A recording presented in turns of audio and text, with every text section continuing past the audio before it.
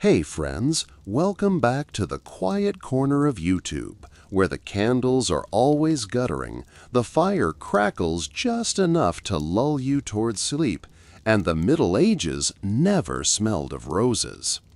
Before we shuffle down tonight's shadow-damp alleyway, do me a quick favor.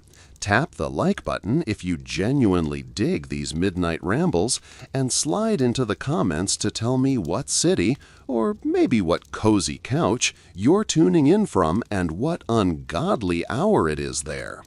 I love seeing the roll call from insomniacs and history nerds around the globe. And, of course, if you want more dreamy misery from the past, hit subscribe and ring the little bell so the algorithm remembers to wake you up next time we start whispering. Okay? Candlelight low, blankets up, fan humming? Good. Let's crawl into tonight's story. You, dear traveler, are about to discover why it truly, spectacularly sucked to be a medieval tax collector.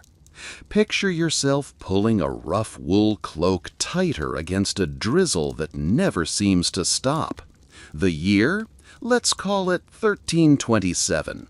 Slot yourself somewhere in the half-imagined borderlands between England and Wales, though honestly you could be in Castile, Anjou, or Saxony, and little would change. You've got a ledger under one arm, a purse of copper coins jangling at your belt, and a stomach that's already tying itself into uneasy knots. Because no matter how sturdy your boots, no matter how official the seal dangling from your wooden tally stick, you know that every front door you knock on today could swing wide with a curse, a cudgel, or, if you're absurdly lucky, merely the stench of old stew. Let's clear up a myth. Nobody was born dreaming of this career. No 5-year-old in the thatched cottage whispered, "When I grow up, I crave the thrill of peasants spitting at my feet while livestock nibble my cloak." You became a collector because something in life went sideways. Maybe you were the younger son of a minor bailiff, cut out of the family inheritance. Maybe a failed harvest shoved you from your tiny plot and into the service of Lord Ever-so-Forgettable of Shire by the Mud. Or maybe you were halfway clever with numbers and someone at court thought, "That one looks literate enough. Hand him a tally stick and pray he doesn't skim too much off the top." It was a job, yes, but it was the sort of job you whispered about while scanning for exits. First problem, everybody hated you. The miller hated you because you measured his grain and shorted his daughter's dowry. The brewer hated you because ale tasted worse once the king's share was siphoned off. The abbot loathed you in holy Latin, and the local reeve muttered in vulgar English. Even the lord you served eyed you sideways, worried you'd pocket an off-color penny before passing the bag upward. Collectors inhabited that special medieval tier, above the leper but below the stray dog. Essential, yet despised, like a rat in the granary that occasionally ate spiders. And it wasn't just abstract hatred. It was physical, spittle-damp, breath-hot persecution. Imagine trudging into a hamlet where the only stone building is the church, and every pair of eyes lifts from the meager winter turnips to stare at you, slowly, like cows considering whether to charge. You clear your throat, announce the purpose of your visit, brandish the seal of authority. No one smiles. Children hide behind skirts. Somewhere, a rooster crows like it's mocking you. You begin your tally. So many farthings per hearth, so many sheaves of rye per acre. And that's when the muttering starts. Because in their eyes, you're not a human with fears and sore feet. You're the embodiment of royal greed, the walking sum total of every unjust fine, every church tithe, every grain tithe, every random levy invented to pay for some far-off war or the dowry of a princess they'll never meet. You are the reason their soup is thin, their shoes full of holes, and their dreams brittle as frost. And you feel that hatred settle on your shoulders like an iron yoke each time you scrawl a mark in the ledger. Now, let's talk equipment. Fantasy games picture collectors with feathered hats and wax-sealed documents. Reality hands you a warped wooden tally stick notched with careful cuts. One per coin due, a deeper notch for a shilling, maybe an X carved for a whole mark. The stick is split in half so both you and your lord hold a matching record, early fraud prevention.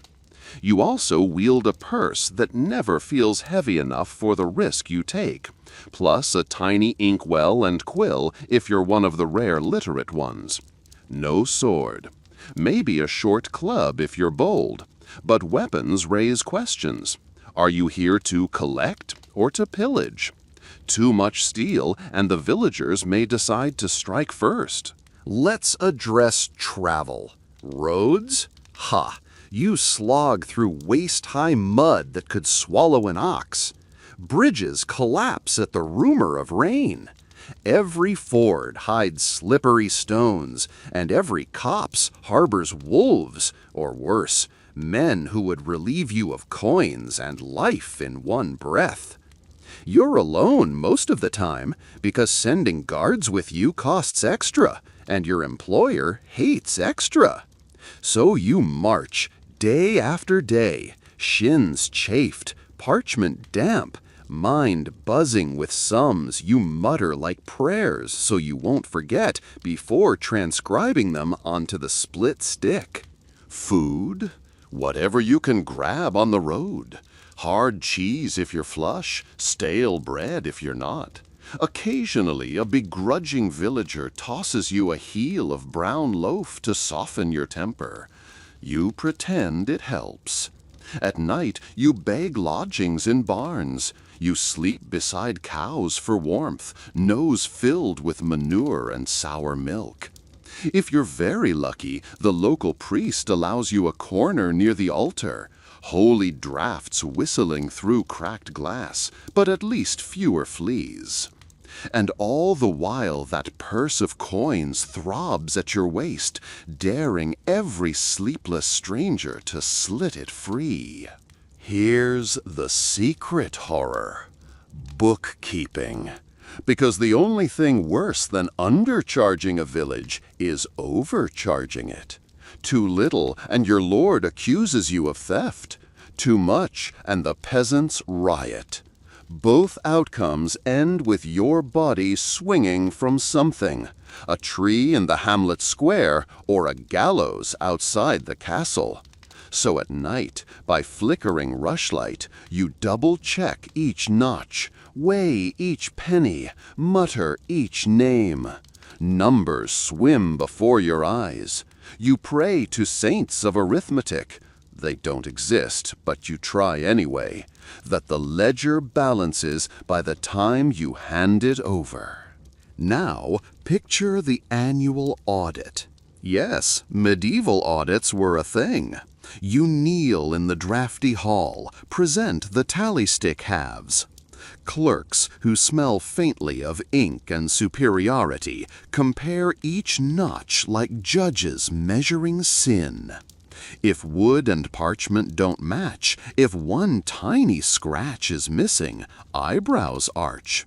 The sheriff leans forward, and you feel sweat creep down your spine because maybe you miscounted that miller's oats when rain blurred the marks. Or maybe termites nibbled the stick as you slept in that barn. Doesn't matter. Discrepancy equals guilt. Penalties vary. Fines, stocks, sometimes a brief stay in the dungeon to reflect on mathematical morality.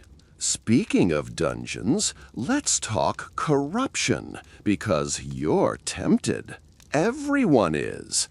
A widow thrusts 2 copper pennies into your palm, whispers that her son is sick and can't afford another levy. She begs you to lower her assessment. Those pennies could buy you a warm cloak or pay for passage on the ferry instead of braving the flooded ford. You hesitate. Mercy costs, but so does disobedience. Refuse, and you break a heart. Accept, and you risk being discovered. The line between compassion and bribery?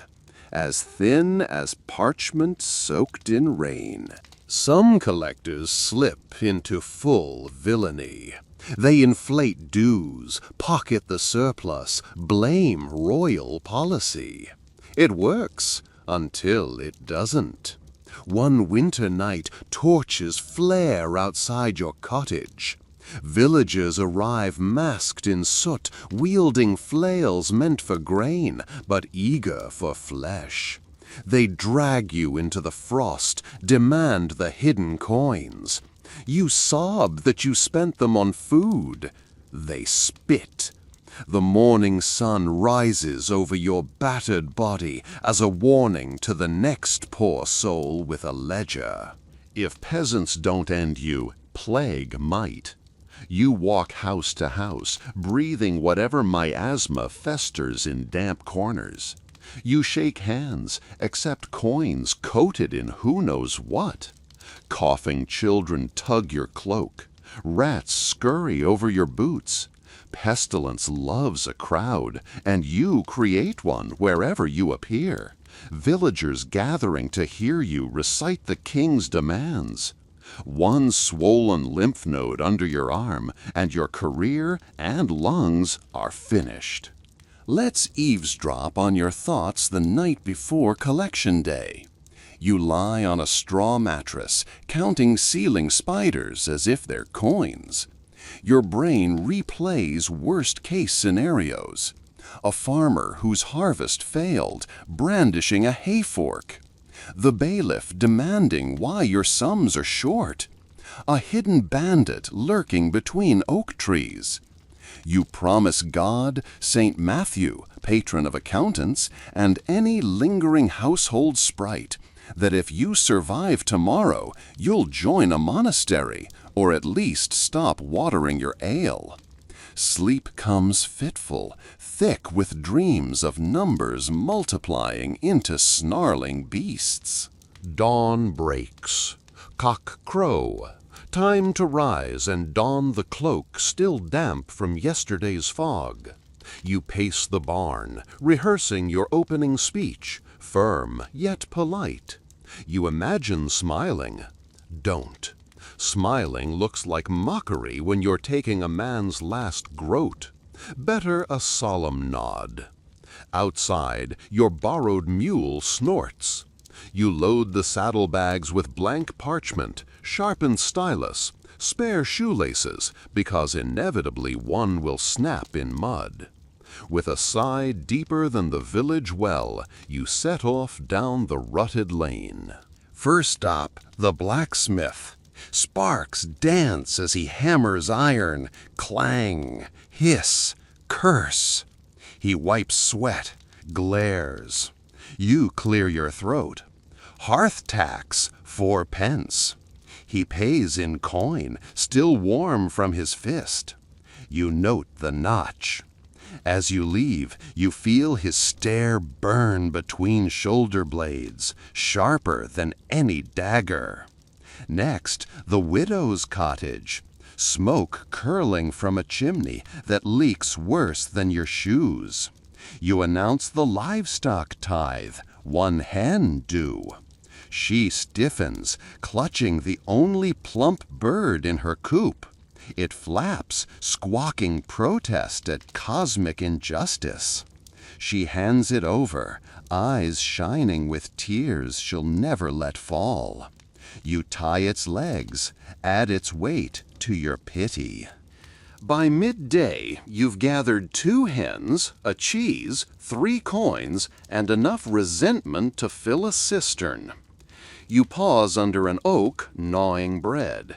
A crow lands, eyeing the tied hens. You and the crow share a moment of mutual recognition. Both scavengers in black, both misunderstood, both likely to be thrown stones at. You almost apologize to the bird for the resemblance. Afternoon brings the manor's steward, a man who reeks of arrogance and lavender. He insists your accounting is off by a shilling. He's certain the domain should be rated lower. You suspect he's hiding profits from wool sales. He suspects you of inflating dues. It's a stalemate of subtle threats. You stand your ground because to back down invites accusations of weakness. Eventually he pays, flinging the coin like he's feeding swine. It lands in your palm, heavier than lead. Exhausted, you trudge back toward the barn. The hens cluck mournfully. Coins jangle like chains. You consider the road not taken. Maybe you should have apprenticed to that cooper years ago. Barrels may be boring, but staves rarely punch you in the face. Too late now. Duty demands you continue this grim pilgrimage tomorrow, and the day after, until the ledger is full or you are empty. Night again. You count, recount, whisper prayers. Somewhere distant, wolves howled. Closer still, a villager mutters your name like a curse. You wonder if the devil takes ledgers. If so, his will be immaculate. So there you are, bone-tired, mistrusted by all, crushed between royal greed and peasant misery. And we've only made it through one soggy day in the life of a medieval tax collector. Imagine a whole season of this, snow and famine included. But that, dear listener slipping toward sleep, is for another evening. You wake before dawn because that cursed rooster mistakes starlight for sunrise. Your cloak smells worse after a night absorbing barnyard perfumes. But there's no time to dwell. Today is High Collection Day, meaning the crown expects heavier sums, and the villagers know it. Your ledgers are half full, your purse may be a quarter, and both need fattening before the fortnight audit. So you tie the hens to the rafters. They screech, wings flapping like broken bellows. Gulp a mouthful of sour ale left in a wooden cup, and trudge out. First light paints the lane a sickly gray. Mist rises from dung piles, and your breath clouds in front of you. You force yourself to hum a ditty, something about St. Dunstan twisting the devil's nose with tongues. Ironic comfort for a man about to pinch wallets. The path bends toward a row of hovels you skipped yesterday. You rehearsed your approach all night, firm but merciful. The treasury would prefer firm. Your conscience begs mercy. Conscience rarely pays well. The first door belongs to Old Len, a widow renowned for brewing nettle soup so bitter it could cleanse sin. She opens, face lined like cracked leather. One eye is clouded, a milky orb fixed somewhere beyond you. The other eye, sharp as a fox, tracks every twitch in your cheek. "Hearth tax," you croak. "4 farthings." She spits sideways, the universal village punctuation mark. "That stove went cold after my husband died," she snarls. "You tax ghosts now?" You consider the letter of the law. Any hearth capable of fire counts, even if unused. She knows that. You know that. Your stylus hovers. Finally, you scratch half the dew and whisper, "Two." She digs the coins from a pouch tied beneath her apron, dropping each into your palm as though casting curses. You pocket them, heart pounding, praying the sheriff never asks why Lean's tally is light. The compromise feels like both sin and salvation. As you walk away, guilt sidles up. For every lenient notch, you must squeeze someone else harder, or you'll be accused of theft. And there's the next cottage, Thomas the Reeve, smug overseer of the Lord's fields. Yesterday he pretended not to hear your knock. Today you ram your knuckles on the warped plank. He answers still belting his tunic, eyes dull from too much ale. You greet him with false cheer. "Mornin'! Beautiful day for accounting." He grunts. You announce the grain levy, 3 bushels. He scoffs, claims frost ruined the harvest. You point at sacks stacked just inside, oats spilling like proof. Tension thickens. He offers 1 bushel and a promise. Promises don't fill You coffers. think of the audit. You think of Lynn's discount. You brace your feet. 3, you repeat. His lip curls. "You'll take 2, or you'll take nothing. This village feeds soldiers who defend your skinny hide." You meet his gaze, pulse hammering. The tally stick flashes in your mind, missing notches, missing coins, missing skin from your back after flogging. You draw a shaky line in the dirt with your boot. 3. The word tastes like iron. He slams the door. For one awful second, you fear he'll fetch an axe. But the latch lifts, and he drags out 3 sacks, each heavier than guilt. You mark the tally, knotting stick and conscience tighter. Victory tastes like mildew. By noon, the satchels on your mule bulge. Grain, hens, a string of onions, coins clinking beneath layers of hay. Weight enough to attract thieves.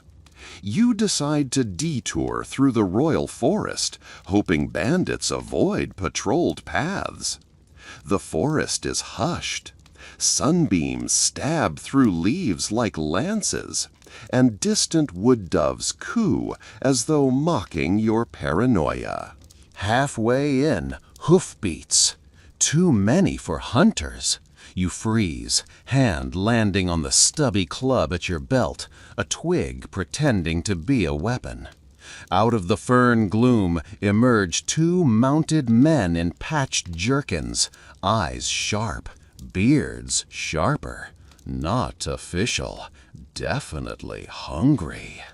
"Good day, collector," the taller one purrs. "Bandits always know your profession. The purse announces you like a bell. Out early, aren't we?" You attempt nonchalance. "Merely carrying His Majesty's revenues. Best you let us pass." The shorter rider laughs, revealing a gap where 3 teeth should be. "We're patriots, friend. We'll safeguard the king's treasure." He nudges his horse closer. Your mule snorts, ears flattening. You could run, if mud didn't glue your boots. Instead, you gamble. "Gentlemen, consider this. You rob me. Soldiers hunt you. You gain a bag of pennies. I lose my head. But what if I misplace a mere tithe? With shaking fingers you fish 5 silver pennies, an enormous sum, from the purse. A gesture of goodwill. They exchange looks. Robbing you entirely risks gallows. Accepting a bribe? Lower stakes. The tall one reaches, plucks the coins, weighs them with the practiced flip of a gambler. Generous, he nods. We'll escort you to the far road so no other scoundrels disturb you. King deserves his due. Your knees liquefy, but you manage a curt bow. They flank you until the forest thins, then vanish like smoke. You exhale a prayer, part gratitude, part regret. 5 pennies gone. Which villagers will bleed to replace them? Evening drapes the sky when you reach the manor village of Gresham, final stop. Here stands a tiny alehouse, lantern glowing amber. You could pass, but thirst thrums, and so does loneliness. Inside, peat fires crackle. 4 patrons nurse mugs. The alewife eyes your ledger. She knows. Everyone always knows. You pay 2 farthings for a cup.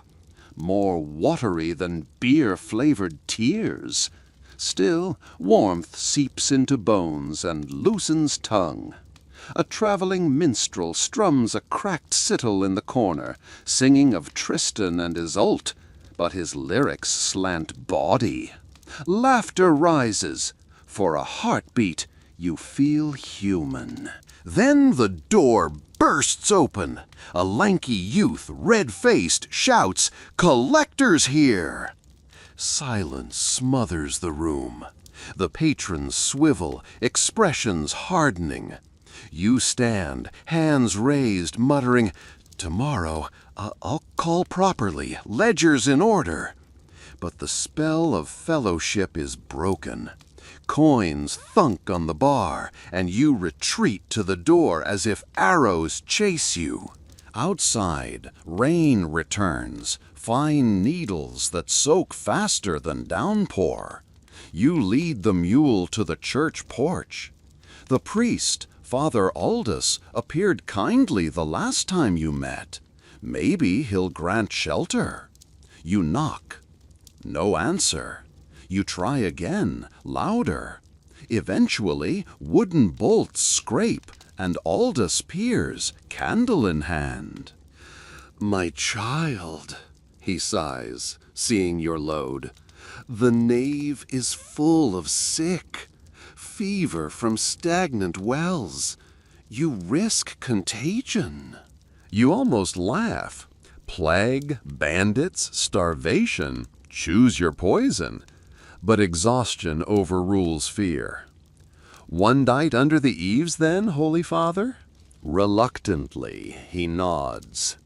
You bed down on straw outside the door, mule tethered to a beam. Coins under your cloak, tally stick clasped like a relic. You shiver into uneasy dreams. Dream 1. You stand before the sheriff. He leans forward, eyes like black pits. "Notches don't add," he intones. "Explain." You reach for words, but your tongue is a wriggling eel. Crowd laughter swells. Stocks rise from the floor, jaws wide. You wake, heart pounding, the real stocks looming in mind. Dawn again. Time to face Gresham. Father Aldous blesses you with damp fingers, whispers, "Go gently." You wish you could. Gresham's cottages cluster around a green where 2 huge oak trees grow like guardians. Villagers line up, some by curiosity, others forced by the reeve's prodding stick. You clear your throat, announce dues. Hearth tax, head tax, church tithe, wool levy. Faces range from resigned to murderous. First payer, Emmeline the spinner. Thin wrists, eyes dulled by lamplit work. She produces coins wrapped in cloth, each polished from nervous rubbing. Her roof leaks. She'll patch it later, maybe. You take the coins, aware that you are siphoning her candle light and supper.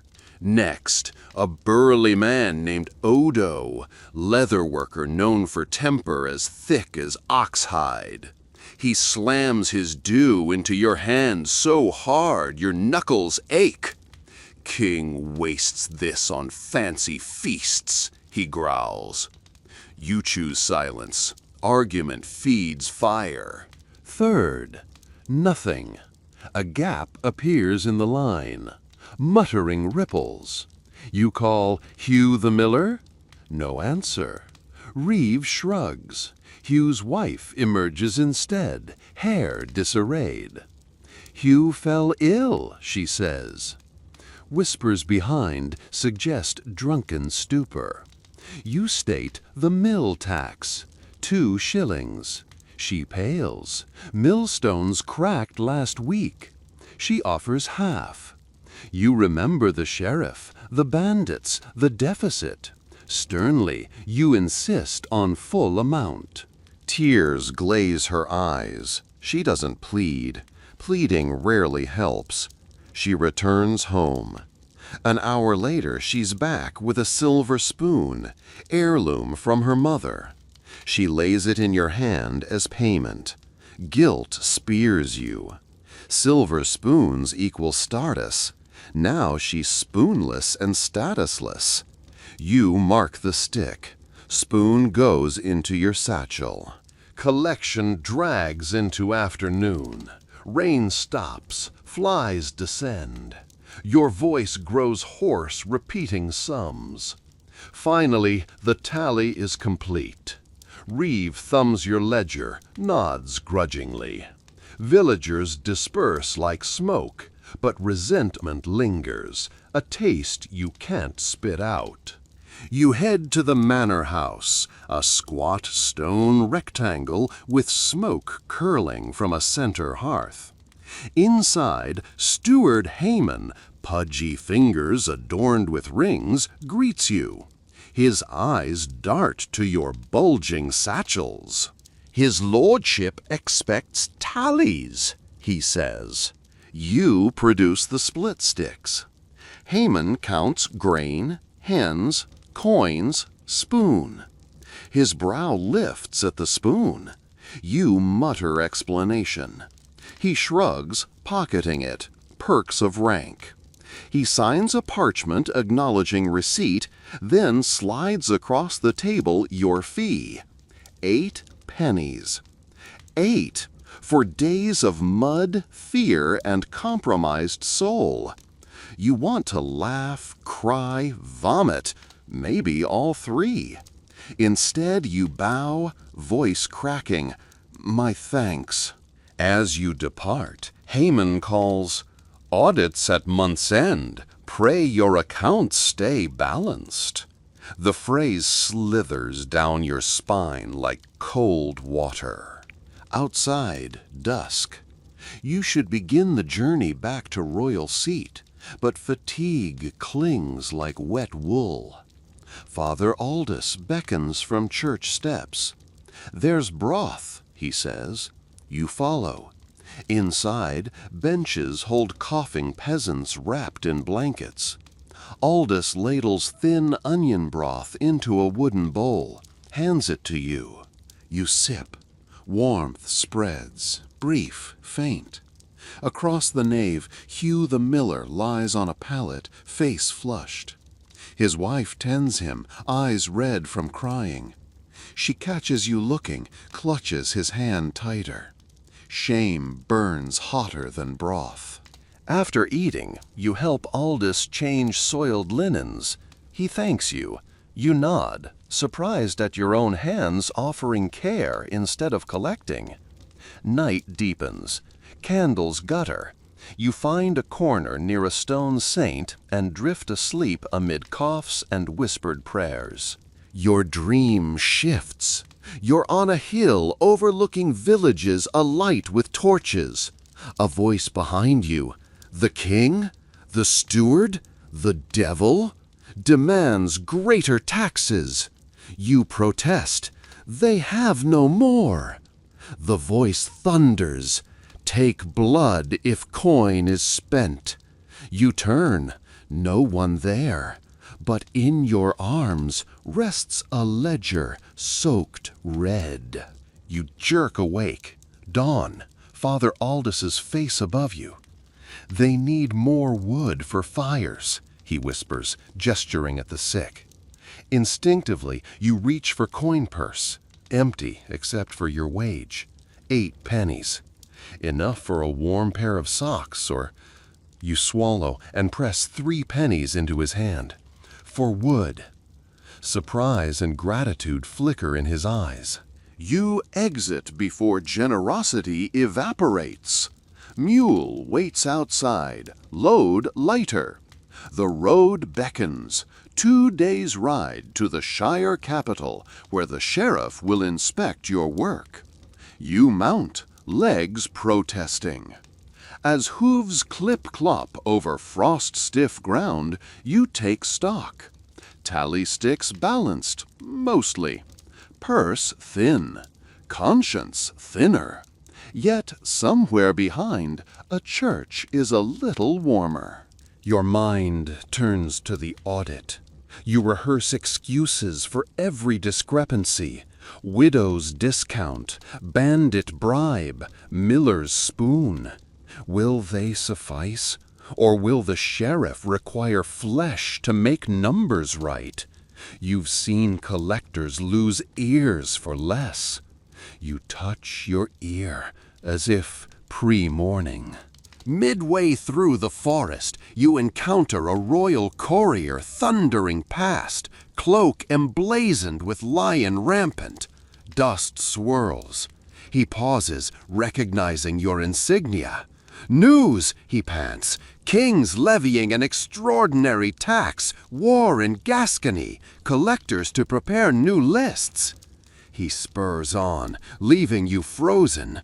New lists, higher demands, villagers already scraping bottom of bowls. Your stomach knots. How will you face them again? But that's tomorrow's scourge.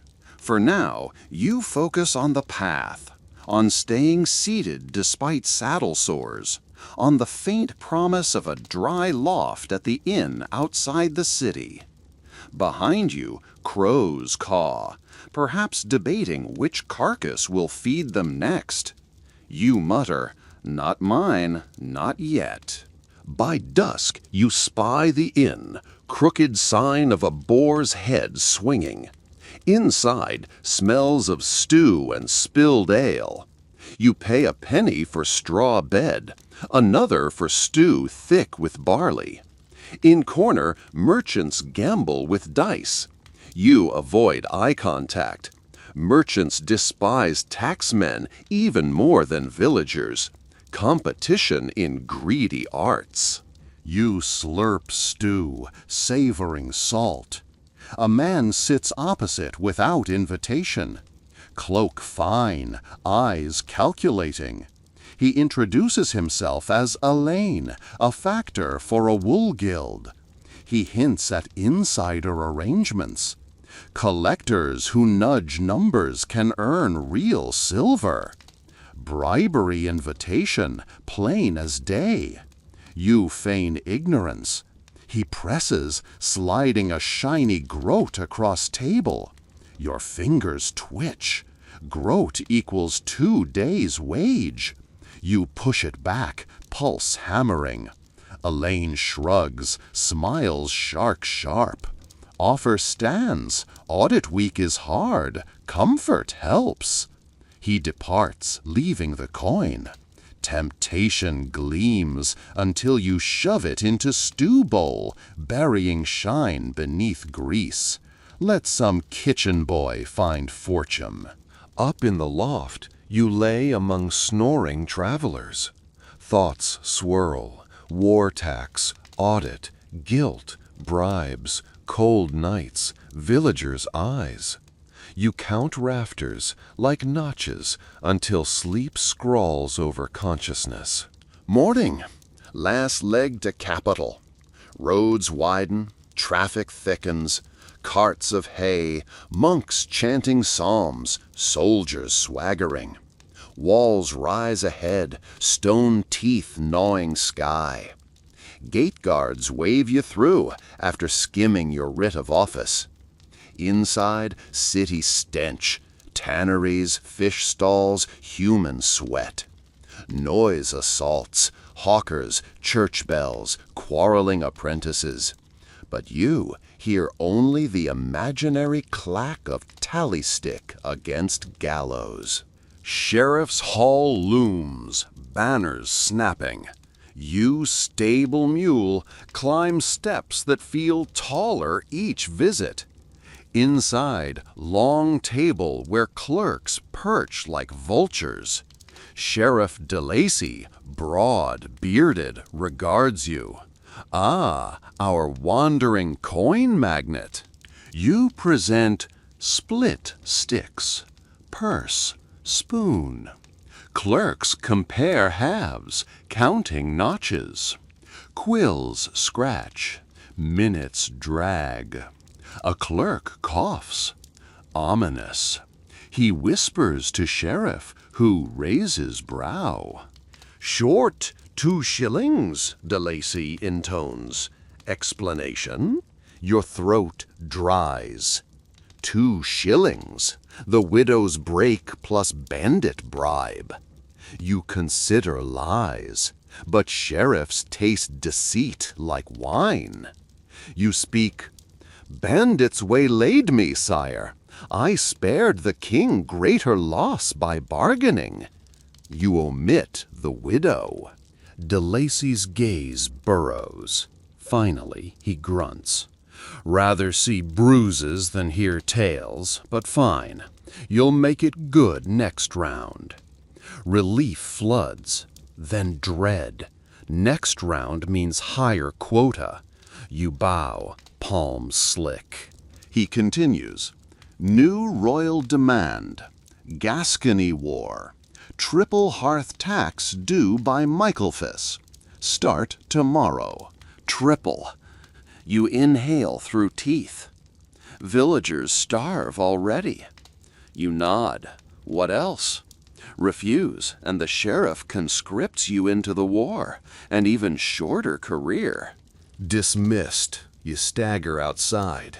Market bustle feels distant.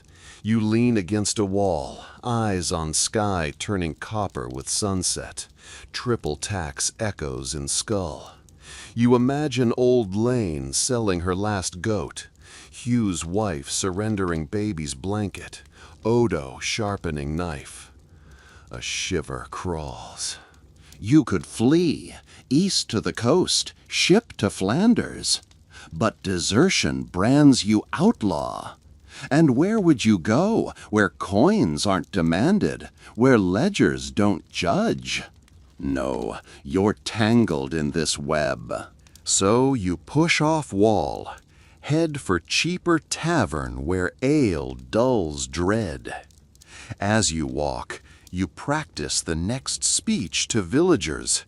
By royal decree. The words taste of ashes.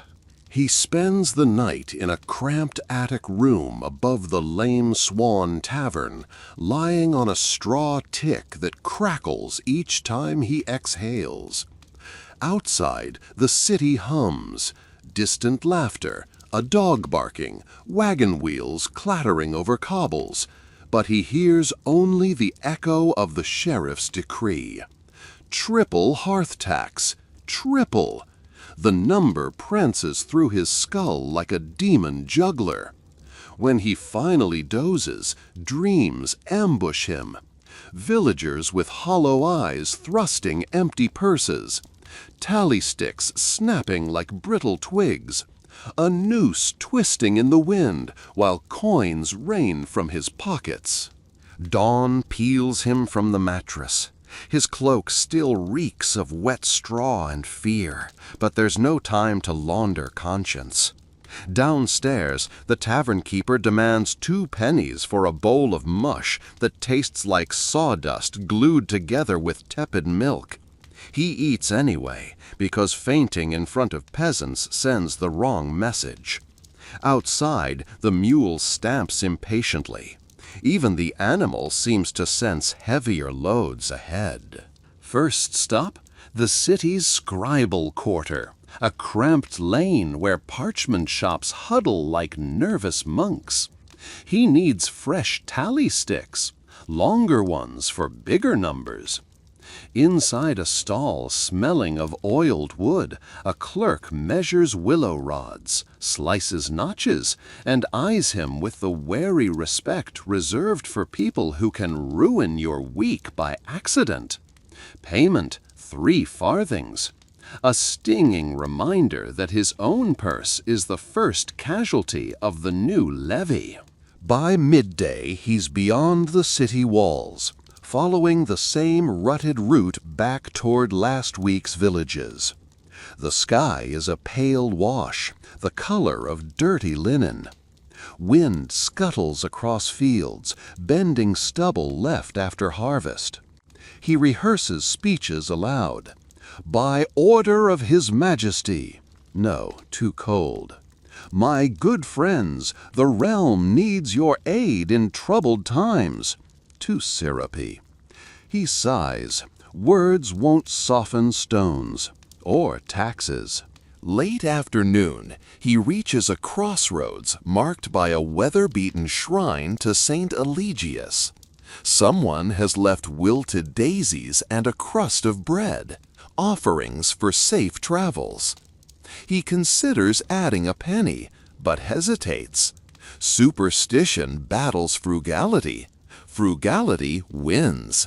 He moves on, clutching the reins. Nightfall pushes him into Birch Hollow Hamlet, a place so small it barely justifies a dot on the sheriff's map. 6 cottages, a smithy, and a church half the size of a sheep shed. He'd meant to start in larger villages, but darkness presses and the mule refuses another step. Lamp in hand, he knocks on the smith's door. Sparks glow within, hammer still ringing.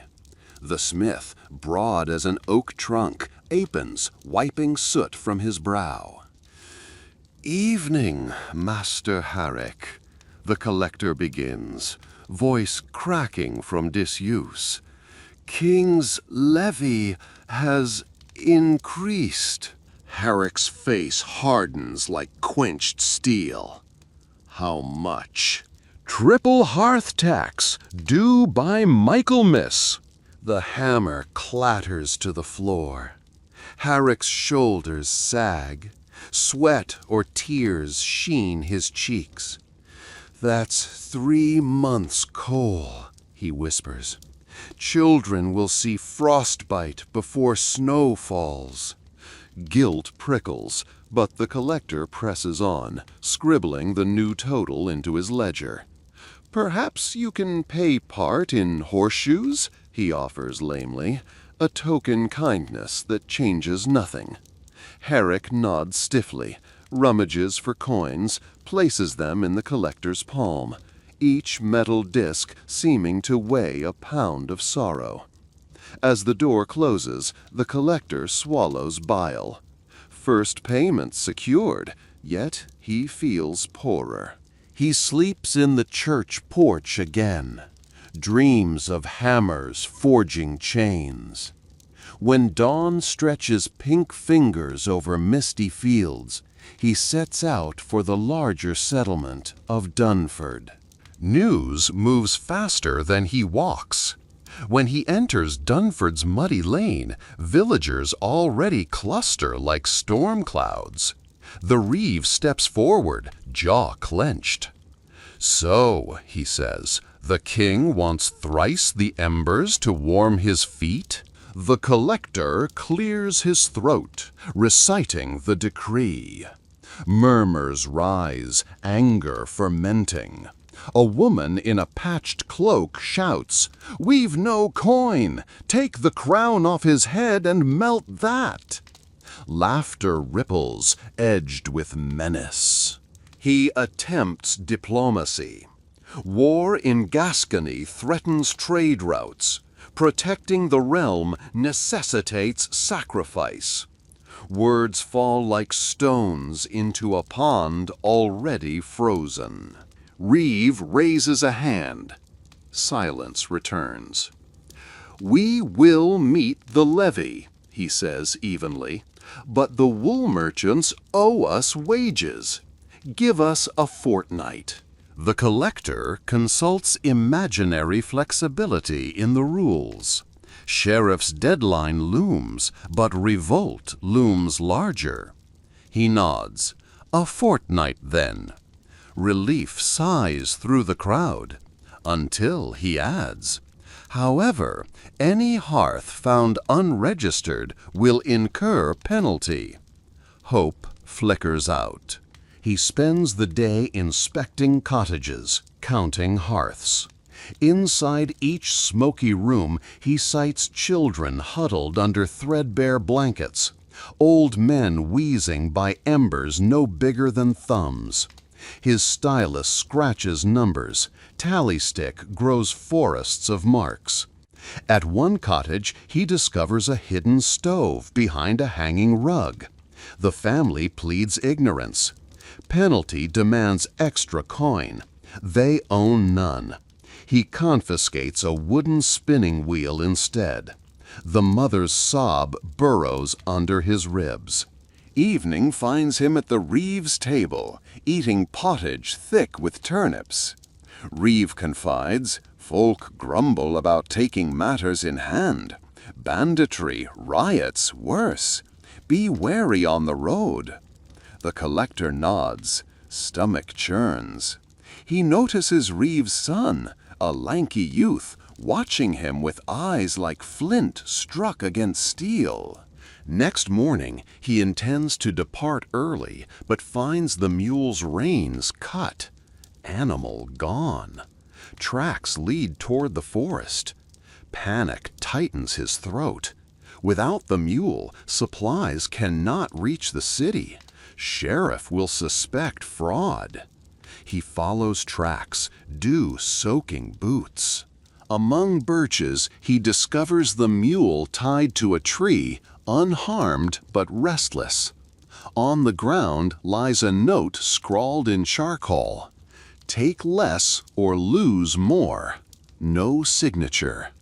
He pockets the threat, heart thudding. Returning to Dunford, he says nothing. Fixes reins with twine, loads sacks, moves on to the next village before dawn's full light. Road stretches ribbon thin. He ponders options. Lighten levies, incur sheriff's wrath. Enforce levies, risk villagers' blades. No choice avoids blood, just shifts whose veins spill it. By noon, he reaches Riverbourne, wealthier thanks to a watermill and dye works. Surely they can bear tripled tax. Yet as he enters, he sees shutters closed, doors barred. Only the mill wheel turns, creaking.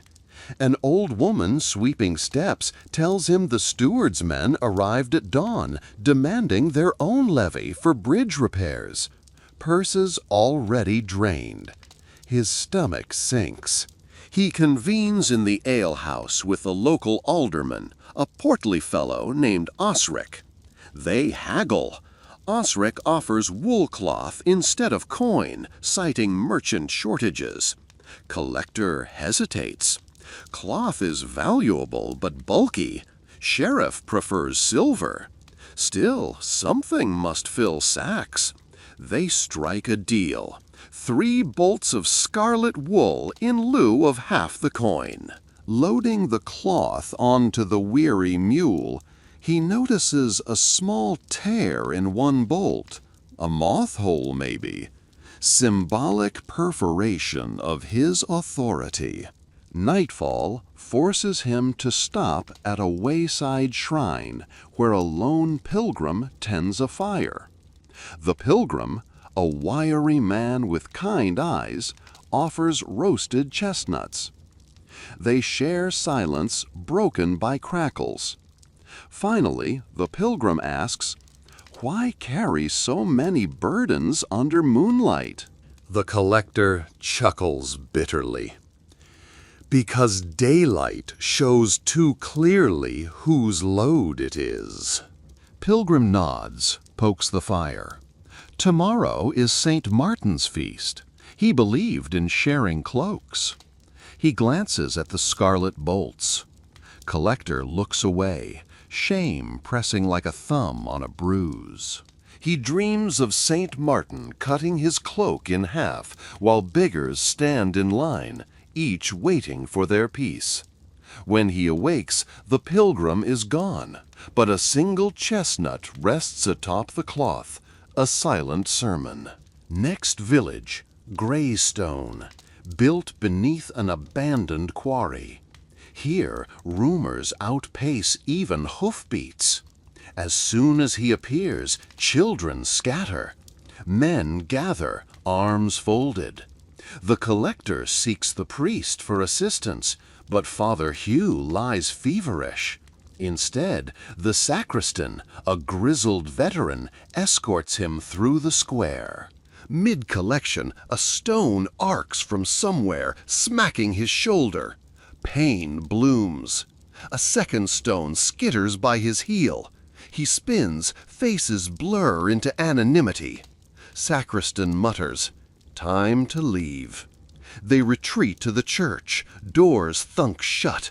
Bar slides. Inside, faint candlelight reveals faded frescoes of Judgment Day. Sacristan presses a cloth to the collector's bruised skin. "You gather kindling," he says, voice like gravel. "They only need a spark." Outside, stones drum the door. He spends the night praying timber holds. At dawn, silence. When he unlatches the door, square is empty. Stones litter mud like discarded intentions. He wants to flee, but obligations chain him.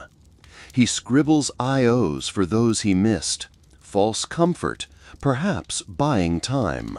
On the road again, shoulder throbbing, he meets another collector, Mariam of the Eastern Circuit. They exchange weary nods, compare tallies. Her ledger bleeds red ink, 5 shillings short, 3 broken ribs, courtesy of townsfolk. She rides side-saddle despite pain, determination etched on her face. "Sheriff doesn't care how," she says, "only that coffers ring." They travel together to share watch. At campfire, she confesses she hides extra coins in her boot heel, insurance against audits. He admits he gave pennies to a priest. She calls him fool, then smiles sadly. Better fool than corpse. They part at the fork, she north, he west. His path returns to Birch Hollow to collect remaining dues. But as he approaches, smoke curls about trees, too dark for hearth fires. Heart skitters. He crests the ridge and sees flames licking the smithy roof. Villagers form a bucket line, shouting. He spurs the mule down. Herrick sees him and yells, "Forge, spark the rafters!" No time for blame.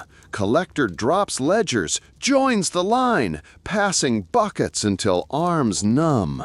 At last the flames sputter, leaving blackened beams, ruined tools.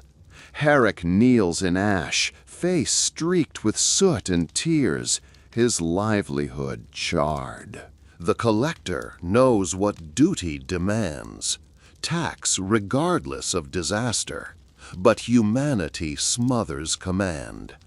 He kneels, places a silver penny, his own, not the king's, into Herrick's calloused palm.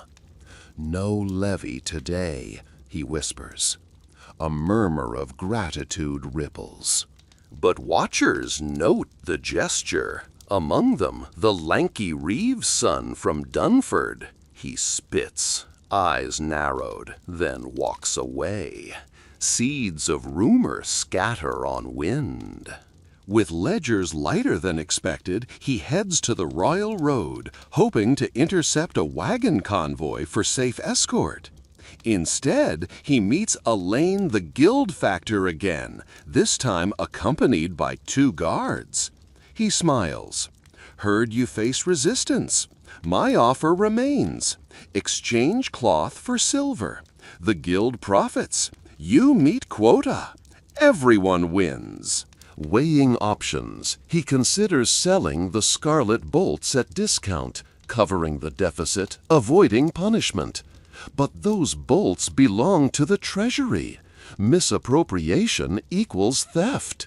Yet failure equals flogging. Morality tilts like a seesaw. He asks for terms.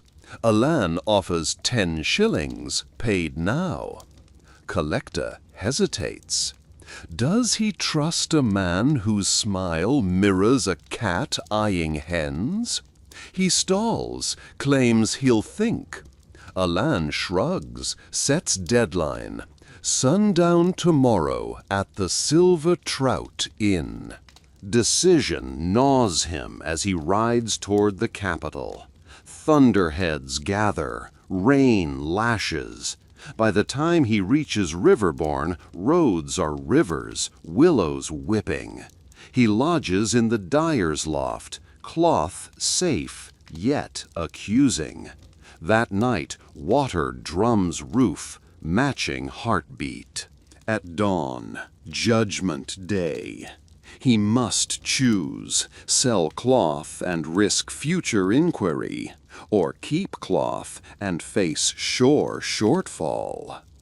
He weighs ledger columns like souls on St. Michael's scales, remembers Herrick's charred forge, Dunford's empty purses, Greystone's stones, remembers Sheriff's cold eyes.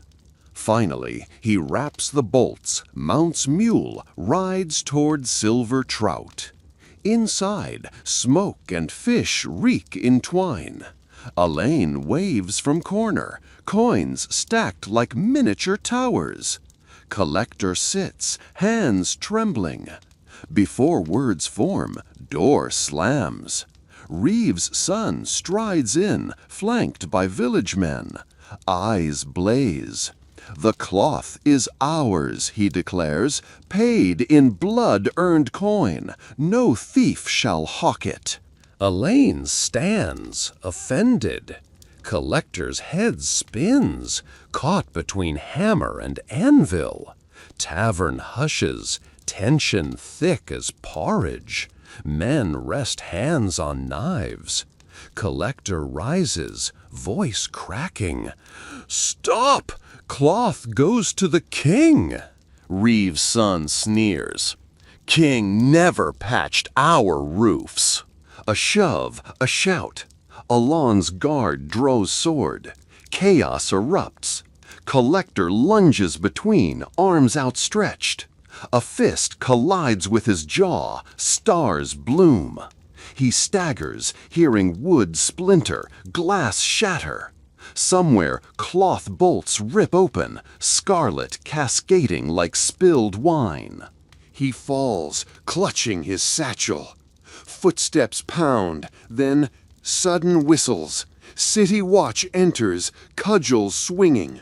Brawl subdues under brute order. Elaine points, accusing villagers of theft. Villagers claim extortion. Eyes swivel to the collector. Arbiter or accomplice?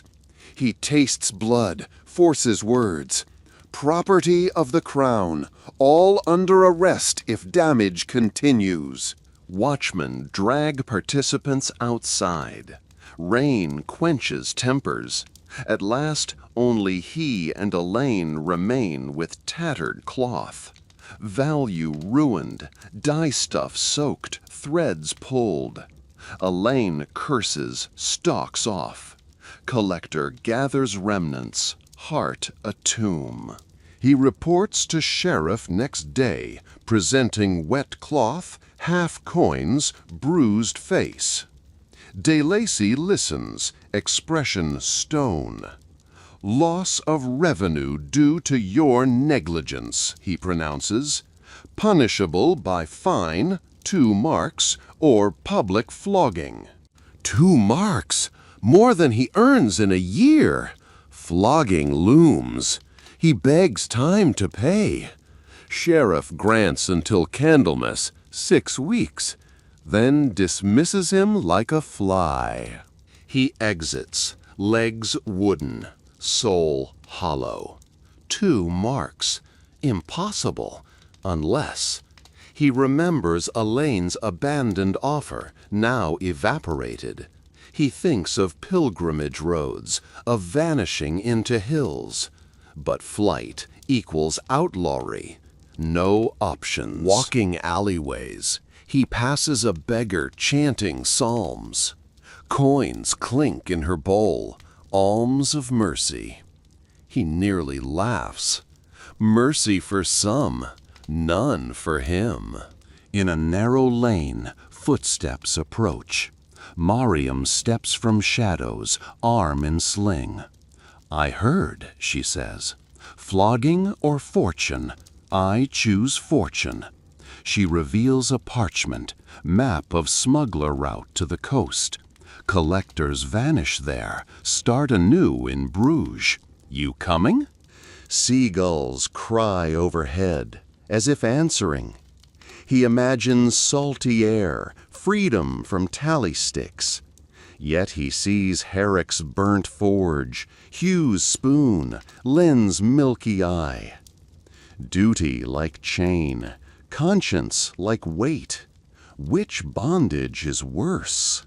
Grab a pillow, pull the quilt up to your chin and hush the outside world for a spell, because our poor bruised collector is standing in a rain-slick alley with 2 paths yawning before him. Salt air freedom on one side, splinter wood flogging posts on the other. And somewhere, just out of lantern light, the sheriff's patience is rusting into something sharp. Remember to nudge that like button before it disappears beneath overdue fees, and drop a comment telling me which you'd choose, the lash or the leap. And hey, subscribing costs you exactly 0 pennies, 0 broken tally sticks, and ensures you won't miss the next twist when it creeps in like a midnight audit. Ready? Breathe once, steady, and step into the story. He looks at Mariam's map. Ink smears where raindrops have kissed the parchment. Scribbled arrows, a dotted track skirting customs posts, ending at a crude drawing of a ship under full sail.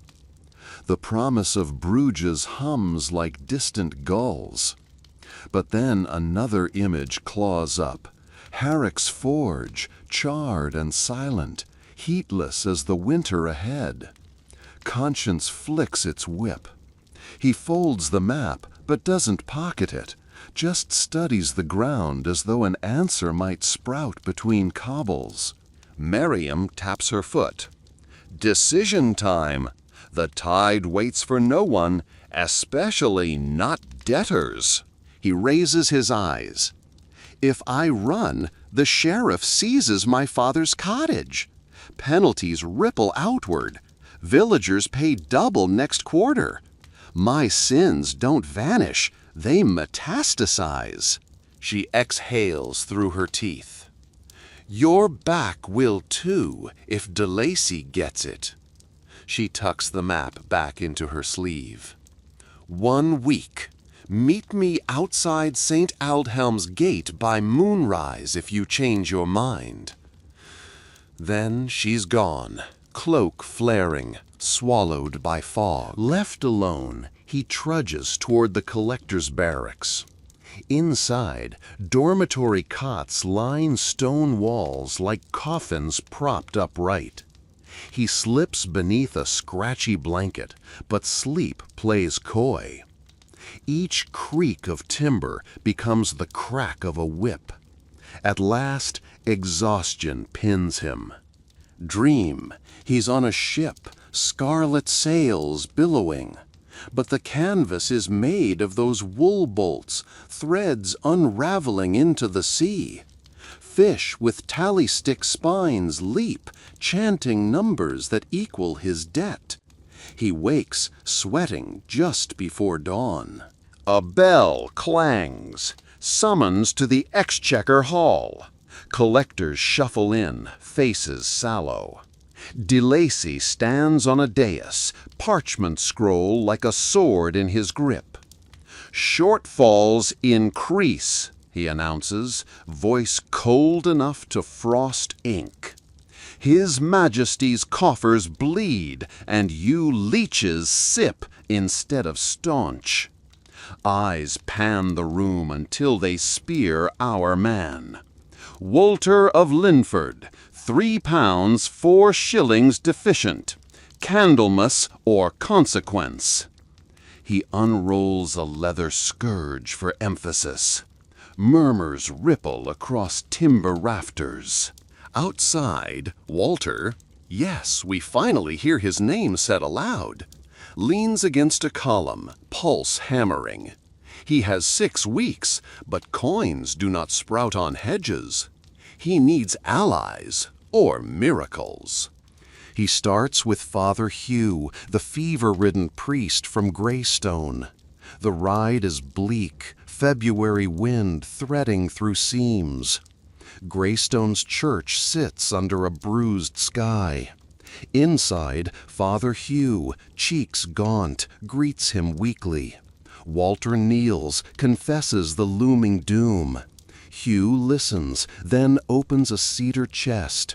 Inside, sacramental plate, silver chalice, paten, candlesticks. Hugh's hand trembles over them. "The church belongs to the flock," he whispers, "but a shepherd sometimes shears his own wool to save the lambs." He presses the chalice into Walter's hands. "Pawn it, redeem later, God willing." Walter protests. Hugh insists. Tears burn Walter's eyes. He wraps the chalice in linen, mounts the mule. Next stop, the Jewry quarter of the city, only place where pawning sacred silver isn't instant heresy. He finds Eli Ben Isaac, a moneylender famed for fairness. Eli examines the chalice, weighs it, frowns. "Beautiful work, but marked with the bishop's crest. Dangerous." Walter's stomach knots. Eli sighs. "Still, I'll loan 30 shillings, half its worth, if you retrieve it within 2 months. Interest 1 shilling. Deal struck. Coins clink into Walter's purse. A start, yet far from 2 marks. He heads to Riverbourne, hoping Osric's dyers can spare more. Riverbourne this time smells of despair and fermented woad. Osric meets him in the mill house. "No coin," he says, "but the dye guild reversed fortunes. Indigo shipment sold high." He offers a promissory note for 20 shillings payable at Easter. Walter needs silver now. Osric shrugs. "Take the note to Elaine. He traffics in paper promises." Walter's stomach churns at the broker's name. But necessity outranks pride. He rides to Alan's counting house, a sleek building of oak beams and stained glass more garish than church windows. Alan greets him with a grin razor thin. "Scarlet fiasco behind us, yes? How fortunate!" He reads the note, nods. "I'll advance 12 shillings." Walter counts silently. Still short. Alan leans closer. "There's another way. The sheriff auctions delinquent lands next week. Buy rights, squeeze tenants, profit quick." He slides a parchment across the desk. List of properties, including Birch Hollow's burned forge. Walter recoils. Herrick already on knees. Buying his debt would finish him. Guilt flares hot. Elaine raises an eyebrow. "Sentimentality is expensive." Walter pockets 12 shillings and leaves. Add totals: 30 from the chalice, 12 from Elaine, 42 shillings, 2 shy of the mark. Plus, he must cover future interest. Days dwindle. He visits Herrick anyway, finds the smith rebuilding with neighbors' help. When Walter dismounts, Herrick smiles despite soot-streaked face.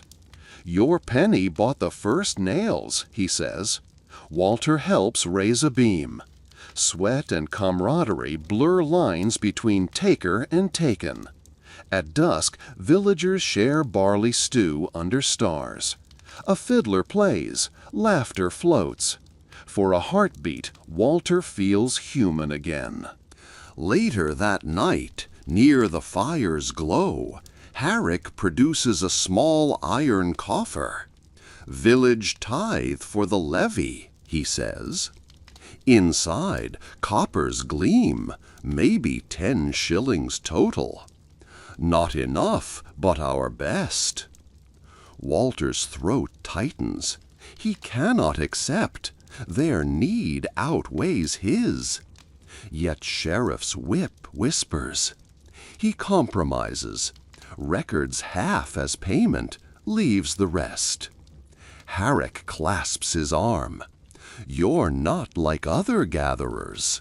Leaving Birch Hollow at dawn, he hears hooves behind. It's the Reeves' son, now riding the stolen mule's twin, a gift from wealthier kin. He draws alongside. "We're forming a guild militia," he says, tired of distant thrones draining marrow. He offers Walter a place. Betray the sheriff, redirect taxes to local relief, join rebellion. Walter shakes head. Rebellion breeds corpses. The youth spits dust and rides off, calling him coward. 2 weeks to Candlemas. Walter heads for the coast road, not to flee, but to trade fish tariffs for coin. In Saltwit, he negotiates with Captain Rolfe, who owes back customs. Walter offers to erase fines for 15 shillings. Rolfe agrees, but warns. Storms brewing west. If ships delayed, no payment. Clock ticks. He lodges in Saltwick Inn. During night, smugglers raid Rolfe's warehouse, torching ledgers. Payment evaporates. Walter stands among charred barrels at dawn, ash snowing around. Hope gutters. Back on the main road, he passes pilgrims bound for Canterbury. They sing hymns, their alms purses jangling. Temptation whispers, a single cut of the strings could erase debt. He grips reins harder, rides on. Snow begins, thick as goose down. Travel slows. He reaches city 2 days before deadline. Coins totaling 57 shillings, short by 3. Despair claws. He heads to Eli, begs second loan on the chalice. Eli refuses, risk too high. Walter exits into swirling snow, feet numb, future bleaker. Lantern light glimmers ahead, St. Aldhelm's gate. Mariam waits beneath arch, mule saddled, eyes probing. Final call, she murmurs, ship sails by dawn. She counts his visible bruises, the coin-light purse, the hollow stare. They'll break more than skin, she says. Walter thinks of Father Hugh, Harrick, children round cold hearths. Someone must stand in cold, so others may kindle flame. He inhales icy air. I can't, he says. Mariam searches his face, finds the iron that taxes and lashes failed to burn out. She nods once. Then may your spine be steadier than mine. She presses a small pouch into his glove. From the cloth that ripped, dye flakes, worth something to apothecaries. She mounts, whispers, "Forgive yourself," and disappears into snow. Inside the pouch, crushed cochineal scarlet. He knows a spice merchant he'll buy. He runs, snow-muffling steps, reaches the merchant's stall as shutters close. He pleads. The merchant opens a crack, sniffs dye, weighs. 2 shillings. Walter bargains, citing rarity after the bolt fire. Merchant sighs. Fine, 3. Coin clinks. He's still 1 shilling short. Heart pounding, he remembers the chestnut from the pilgrim, long shriveled in his satchel, symbol of generosity. He pockets it, sighs, wanders streets seeking miracle. Then he sees it, a beggar child coughing by a brazier, tin cup rattling. He kneels, drops the chestnut, and feels the coin Hugh had sewn into the satchel lining earlier for emergencies long forgotten. A single silver penny, 4 pence, exactly 1 shilling. Tears blur as he thanks the unconscious kindness of a fevered priest. Candlemas morning, he stands before De Lacy, tables groaning under silver heaps. Walter places 60 shillings, ledger balanced. Sheriff inspects, grudging nod. You've bought your skin this quarter. As he exits, back unbroken, he understands survival is temporary. Levies will rise again. Coffers never full, lash ever ready. But he also carries unseen riches. Harrick's gratitude, Hugh's faith, Mariam's mercy. These coins neither king nor sheriff can seize.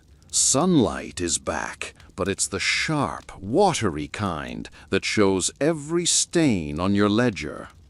Walter squints at the parchment in the exchequer office. De Lacy's new ordinance sprawls across it like a plague of ink. The Crown calls it the renewal levy. 6 pence on every plough team, 3 on every goat, and, unthinkably, a whole shilling on every cask of ale leaving town. His Majesty thanks you for your continued diligence, De Lacy had purred while handing over the decree. But the sheriff's eyes were twin millstones grinding hope. Walter folds the ordinance with a sigh that tastes of ashes. Candlemas victory lasted a flicker. Already the tinder is piled again beneath his feet. Yet the quill in his hand refuses to start the new lists. He needs 1 moment, just 1, to remember the warmth by Herrick's forge, the hush in Father Hugh's chapel, the way Mariam's good luck pouch felt like forgiveness. Those memories stiffen his spine more than any steel corselet. Outside, market stalls bloom like bruises along the street. Purple-dyed cloth, Osric's guild thriving after all. Baskets of early leeks and barrels of salted herring from Saltwick. But merchants mutter under their breaths. Another levy? Ale tax'll gut us. Their resentment is thick enough to chew. Walter walks the rows, tallyboard hidden under cloak. Each face he passes feels heavier than coin. First stop, naturally, is Birch Hollow. The village seems brighter since winter. New thatch gleams on Herrick's smithy, and children chase a wobbly lamb around the green. Herrick himself is hammering horseshoes, sweat flying in the mild air. When Walter dismounts, the smith greets him with a grin, but fades as soon as the ordnance appears.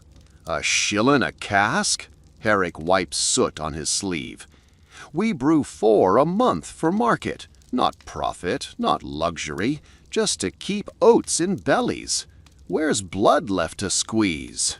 Walter's mouth is sand.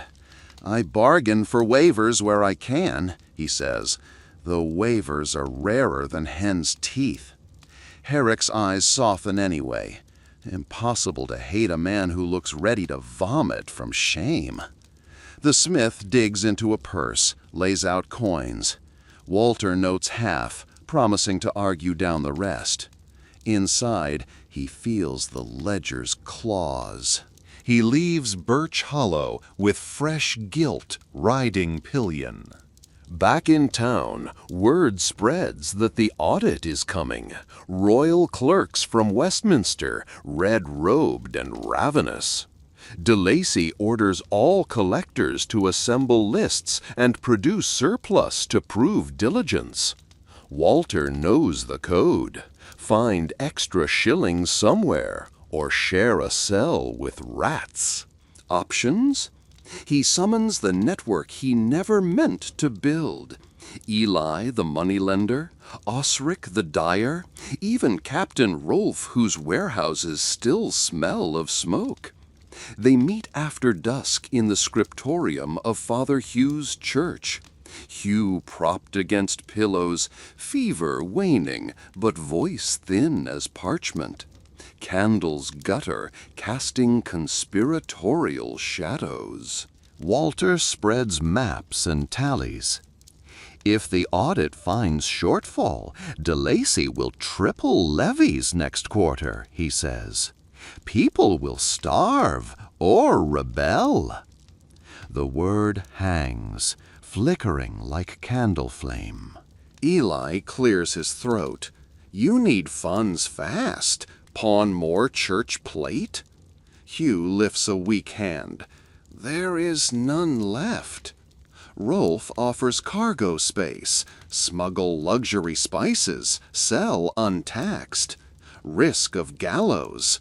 Osric proposes counterfeit excise seals, forged with his die stamps. Even riskier. Silence swells. Then the dimmest voice, the priest's, threads through it. Fish. They turn. Hugh explains, pilgrims soon flood the roads for St. William's feast. Each carries purse and appetite. Dried fish sells dear. Buy from Saltwick at low coastal duty, reselled on pilgrimage route. Pocket difference for the levy. Not theft, not fraud, just brisk trade. Rolfe scratches beard. I can sail a sloop down the coast, fill hold with herring. Abraham nods. He's present too, Eli's cousin, quiet but shrewd. Osric can supply barrels, dyed cloth for banners, advertise miracle fish cured under saintly moon. Walter's pulse quickens. A venture, legal enough, quick enough. They plan through the night. 2 weeks later, Walter rides north along St. William's Way. Behind him creaks a wagon loaded with Rolfe's finest barrels. Osric's blue and crimson banners snap in breeze. Heaven salt herrings, cleanse your soul, feed your belly. Pilgrims swarm like ants, money bags jangling. Walter and Eli's cousin Abraham serve fish at roadside. Coins pour faster than hailstones. Pilgrims joke that indulgences smell fishy. Nobody minds. Evening finds them counting silver beneath a hedge. They've cleared 40 shillings net in one day. At this rate, surplus assured. Walter should feel euphoria. Instead, he hears distant thunder, the sound of justice approaching late but heavy. For if he can raise coin this easily, why has the crown's collector never tried before? Answer: because shortage feeds control. He is greasing the gears of oppression with pilgrim pennies. On the 4th day, they near Stonecross, where rumor says the guild militia is drilling. Reeves' son, remember him? Now captains a ragtag force with pitchforks, staves, even 2 real swords. They surround Walter's wagon at dusk, torches glaring. "Collector," the captain sneers, "coins you clutch belong to bleeding hands." He demands the barrels and the sales purse for rebel coffers. Walter sees younger boys among them, eyes shining with reckless fire. Abraham steps forward, palms up. "Friends, we all hate the crown's hunger, but this silver will soften the audit blow. Without it, levies treble." Rebels mutter. The captain wavers. He knows hunger math too. But principle goads him. He levels his spear. "Hand it over or fight!" Walter realizes negotiation is smoke. Only sacrifice will quench this moment. He unlaces his money pouch, 20 shillings, and tosses it toward the rebels. "Half," he says, "take it. The rest ensures sheriff keeps whip sheathed a while." Silence. The captain eyes the purse, nods sharply, yanks it up, waves his man off. Torches recede. Walter... Abraham groans at lost profit. But Walter feels lighter, some scales tipping. Next morning, soldiers in royal livery ride by, questions sharp. "Seen rebels?" Walter points opposite direction.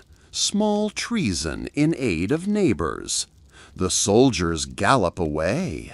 Back in the city, Exchequer Hall buzzes like a hive kicked by a boot.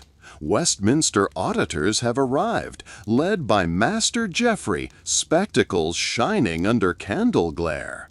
De Lacy greets them with a grin stretched too tight. Collectors line up to present accounts. Walter's turn arrives. He lays out ledgers, surplus of 18 shillings beyond quota, thanks to fish sales minus rebel tithe. Geoffrey flips pages, frowns at the fish income line. Pilgrim excise, new category? Walter explains method. Geoffrey hums, scribbles notes. De Lacy's brow furrows, innovation not cleared through him. Geoffrey finishes, stamps ledger with royal seal. "Sound arithmetic," he says. Walter's shoulders drop. De Lacy forces a smile, but eyes promise retribution, his power dented. That night, thunder finally breaks, literal this time. Storm hammers rooftops. Walter huddles in barracks when De Lacy strides in, cloak drenched, face dark. "Think you clever?" he growls. "Auditors praise entrepreneurial zeal, but I know rebellion when I smell it. Coin missing? The purse rebels carry bears your seal." Blood drains from Walter's face. Someone informed. De Lacy slams manacles on his wrists. Trial at dawn for aiding insurgents. Cells under courthouse reek of mildew and despair. Walter sits on straw, wrists chafed, mind racing. Does he regret? No, but gallows loom large. He whispers a prayer to no saint in particular.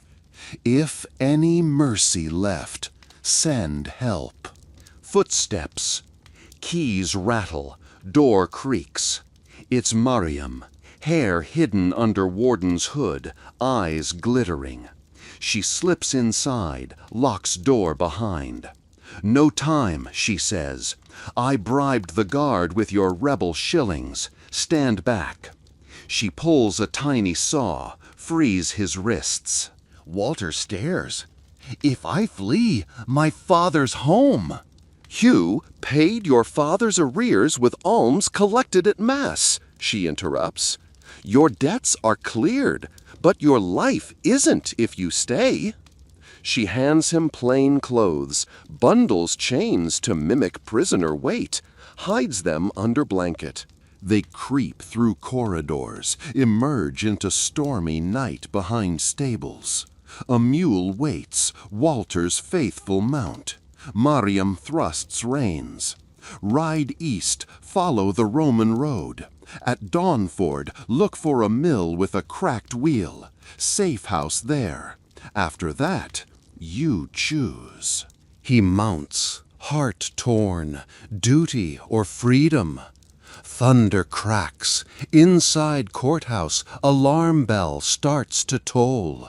Choice evaporates. He heels mule into rain. Days blur in muddy miles. He reaches Dawnford. The mill stands crooked by the river. Inside, rebels gather. Captain of Birch Hollow's militia, even Herrick, hammer slung across back. Surprise floods Walter. They greet him as comrade. Turns out that half-purse he surrendered funded weapons. Crossbows gleam.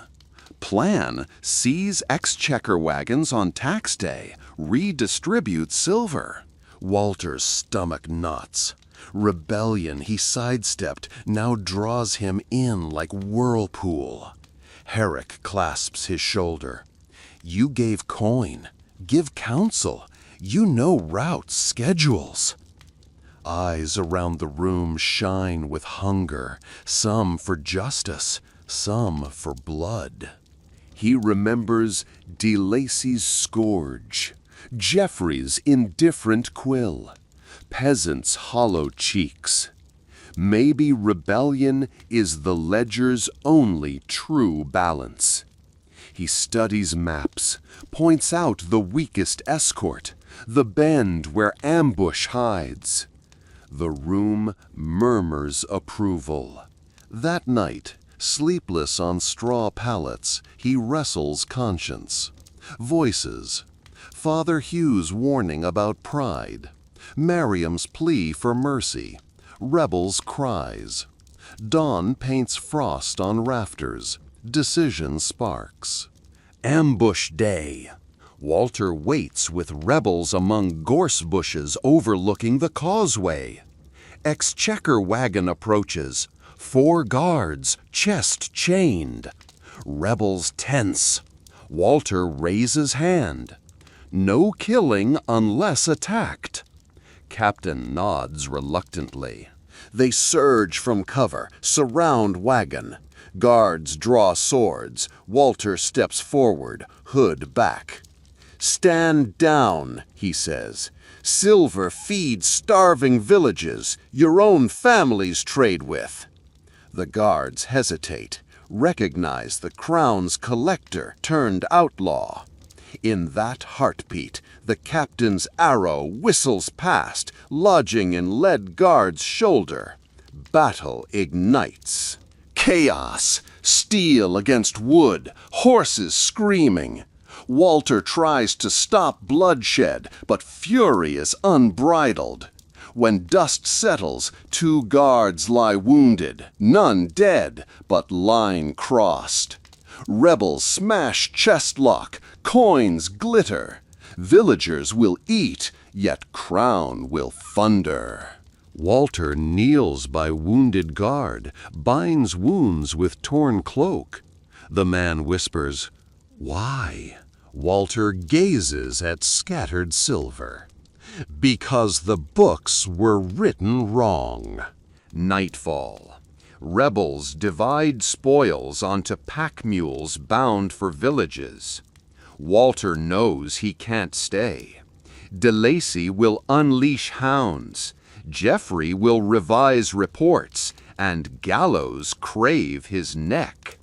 He seeks Mariam. She appears like she heard his thoughts, wearing traveler's cloak. She smiles sadly. There's a ship in Saltwick still owed a favor. New World edges maps now. Granada, Lisbon, maybe further. He laughs bitterly. From tally sticks to uncharted seas. Harrick joins them, presses a forged horseshoe into Walter's palm. Luck for the road. Father Hugh's chalice has been reclaimed from pawn and gleams on Harrick's cart, villagers insisted. Walter pockets the horseshoe, looks east where dawn will break. One more ledger to close, he murmurs. Feel that wind pressing against your window? That's the same east salt breath now filling Walter's lungs as he waits on the dark pier at Saltwick. And before we trace a single boot print farther, do me a kindness, jab that like button hard enough the harbor rats squeak. Drop a comment telling me whether you'd sail to freedom or swing for justice. And if your thumb hasn't met the subscribe bell yet, let them elope right now so we can keep this lantern of late-night history glowing. Good. Hood up, heartbeat steady. Our fugitive taxman is about to gamble every coin of courage he's got left. A half-moon smears silver across black swells, turning the anchored cog's swift gull into a skewed silhouette. Mariam stands beside Walter, cloak whipping, her eyes fixed on the gangplank that should be down but isn't. One lantern burns amidships, otherwise the deck lies in ominous quiet. Rolf was supposed to bribe the harbor master, secure passage west. Something's snapped in the gears. Footsteps echo on the quay. Walter tenses. Soldiers? No. Rolf himself appears, hat crooked, beard dripping spray. Change of chart, he grunts.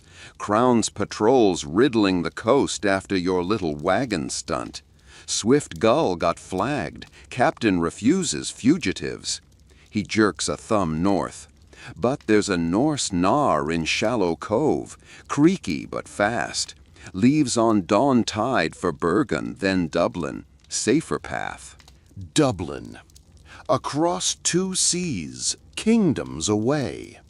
Walter eyes Mariam, her jaw sets like iron. Open waters are cleaner than open nooses, she says. Decision forged. They follow Rolf down a breaker-strewn path, slipping between stockpiles of tarred nets and pitch barrels.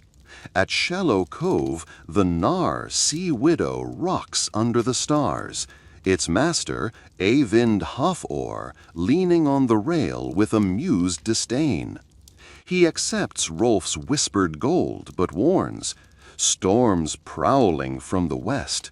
We outrun, or we break.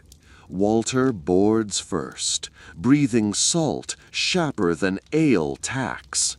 Down in the hold he stows pack, horseshoe, ledgers. Yes, he brought them, crimes and all. Because something inside him murmurs that numbers must be remembered, even when wrong. Dawn's palette barely streaks pink when the Gnar slips its mooring. Crew chants low Norse work songs. Mariam shoulders into the rhythm, hauling sail with arms toned from tavern kettles. Cloud banks heave on the horizon like gray fortresses. Walter keeps below, copying rebel account books into cipher. If capture comes, clarity mustn't. Quill scratches steady until a wave slams hull, sending ink across parchment. Above, wind howls. Walter climbs ladder and emerges into chaos, rain knifing sideways, sail billowing like a mad angel. Evand roars commands, crew lurches from line to line. Waves rear double-mast height. The Nar pitches so sharply, Walter's stomach leaps aft. Mariam grips the rail beside him, soaked hair plastered to cheek, smile wild. "You asked for frontier," she yells over gale. A monstrous breaker crashes, deck tilts, Rolf slams, slamming shoulder. Spar cracks overhead. Ivan curses Odin and all lesser gods. Walter lunges, grabs loose rope, ties off with Smith-taught speed. Mariam scrambles up ratlines to lash sail clew. For an hour they wrestle sea until wind shifts and storm skids eastward, leaving shattered sky behind. When calm returns, no one speaks. Salt crusts their skin, but something new glimmers. Shared survival. Ivan claps Walter's back. "Taxman with iron guts," he grins. 3 days later, Sea Widow anchors off Bergen's rain-washed docks. The city feels lawless but alive. Wooden warehouses stacked like dice, fish oil torches spitting flame, merchants hollering in 4 tongues. Here Walter expects anonymity. Instead, fate waves from the wharf in the form of Friar Benedict, the very monk who once audited church tithes in Walter's shire. Benedict's eyes widen as Walter descends gangplank. They duck into a tavern smelling of smoke and juniper. Benedict, cheeks flushed with surprise and mead, explains he fled Crown service after witnessing tortures of suspected rebels. He knows de Lacy has issued writs. Walter indicted for sedition and murder, though no guards died. Royal bounty, 50 marks dead or alive. Worse, Westminster's Treasury decreed emergency collection squads, pressing double levies to cover insurgent damage. Walter's rebellion amplified oppression. Guilt claws. Mariam squeezes his hand beneath table. "That was always possible," she says, "but your choice showed people the books can be rewritten." Benedict leans forward. "Rewrite them properly," he urges. "Expose corruption. You have ledgers. Prove how sheriffs bleed coffers in the king's name." An idea strikes Walter like cathedral bells. Publish the hidden arithmetic. In Bergen's port, foreign scribes produce pamphlets. Hansa traders ferry news. A booklet, The Collector's Confession, could spread across kingdoms. Numbers as swords. Mariam rallies to plan. Eyvind offers smuggler contacts who duplicate broadsheets. Rolf, arm in sling, invests last spices profit to pay scribes. Even Benedict dips quill, translating Walter's cipher into plain truth, minus incriminating names of peasants. They work in attic above a cooper's shop, press clattering day and night. Walter pens introduction. "These figures I gathered under crown writ. Look upon them and judge who truly robs the realm." Pages pile. Charts show levies doubling while roads crumble. Graphs reveal sheriffs' private tolls. Testimonies of widows puncture any doubt. They title it The People's Ledger. First crates sail with Hans' convoy to London, Rouen, Lubeck. Weeks pass like centuries. Walter and Mariam take modest room near wharf. They learn Norse lullabies, drink Brenvin, watch gulls wheel. But each dawn they scan arriving ships for rumor. One gray morning, a Flemish merchant strides into tavern waving pamphlet, Walter's own. English dockworkers pass these like holy writ, he laughs. Sheriffs tearing down every copy makes demand greater.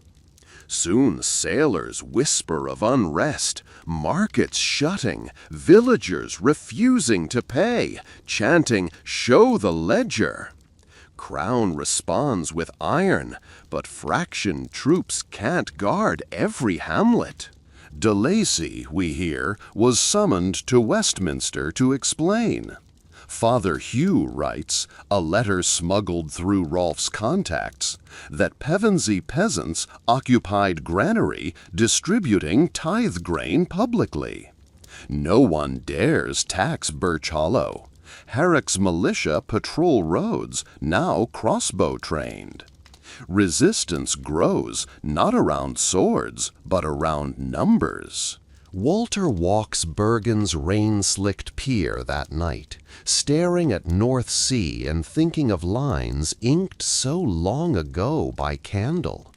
He saved them to damn himself, but they became arrowheads. Mariam joins him, carrying a sealed scroll stamped with wax unfamiliar. Message from Dublin contact, she says. Courier demanded no payment, only safe delivery. They open it. Dublin's council invites Walter to advise on establishing fair tax charter, promises sanctuary.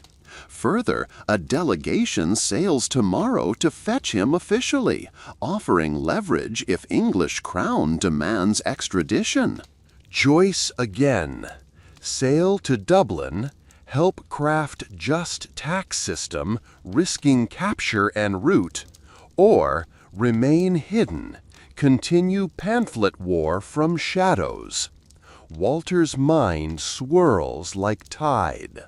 Then rumble of boots. Harbor guard officers, red plumes. English? No, Norwegian royal constables, led by an English envoy.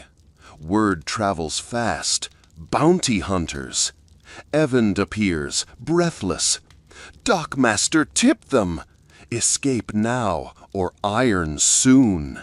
Rolf readies Sea Widow, but soldiers block pier. Streets choke with carts, no clear line. Mariam thinks fast. Smuggler's tunnel beneath Cooper's shop opens to marsh beyond walls. Walter gathers ledgers, horseshoe, the chalice Father Hugh saved.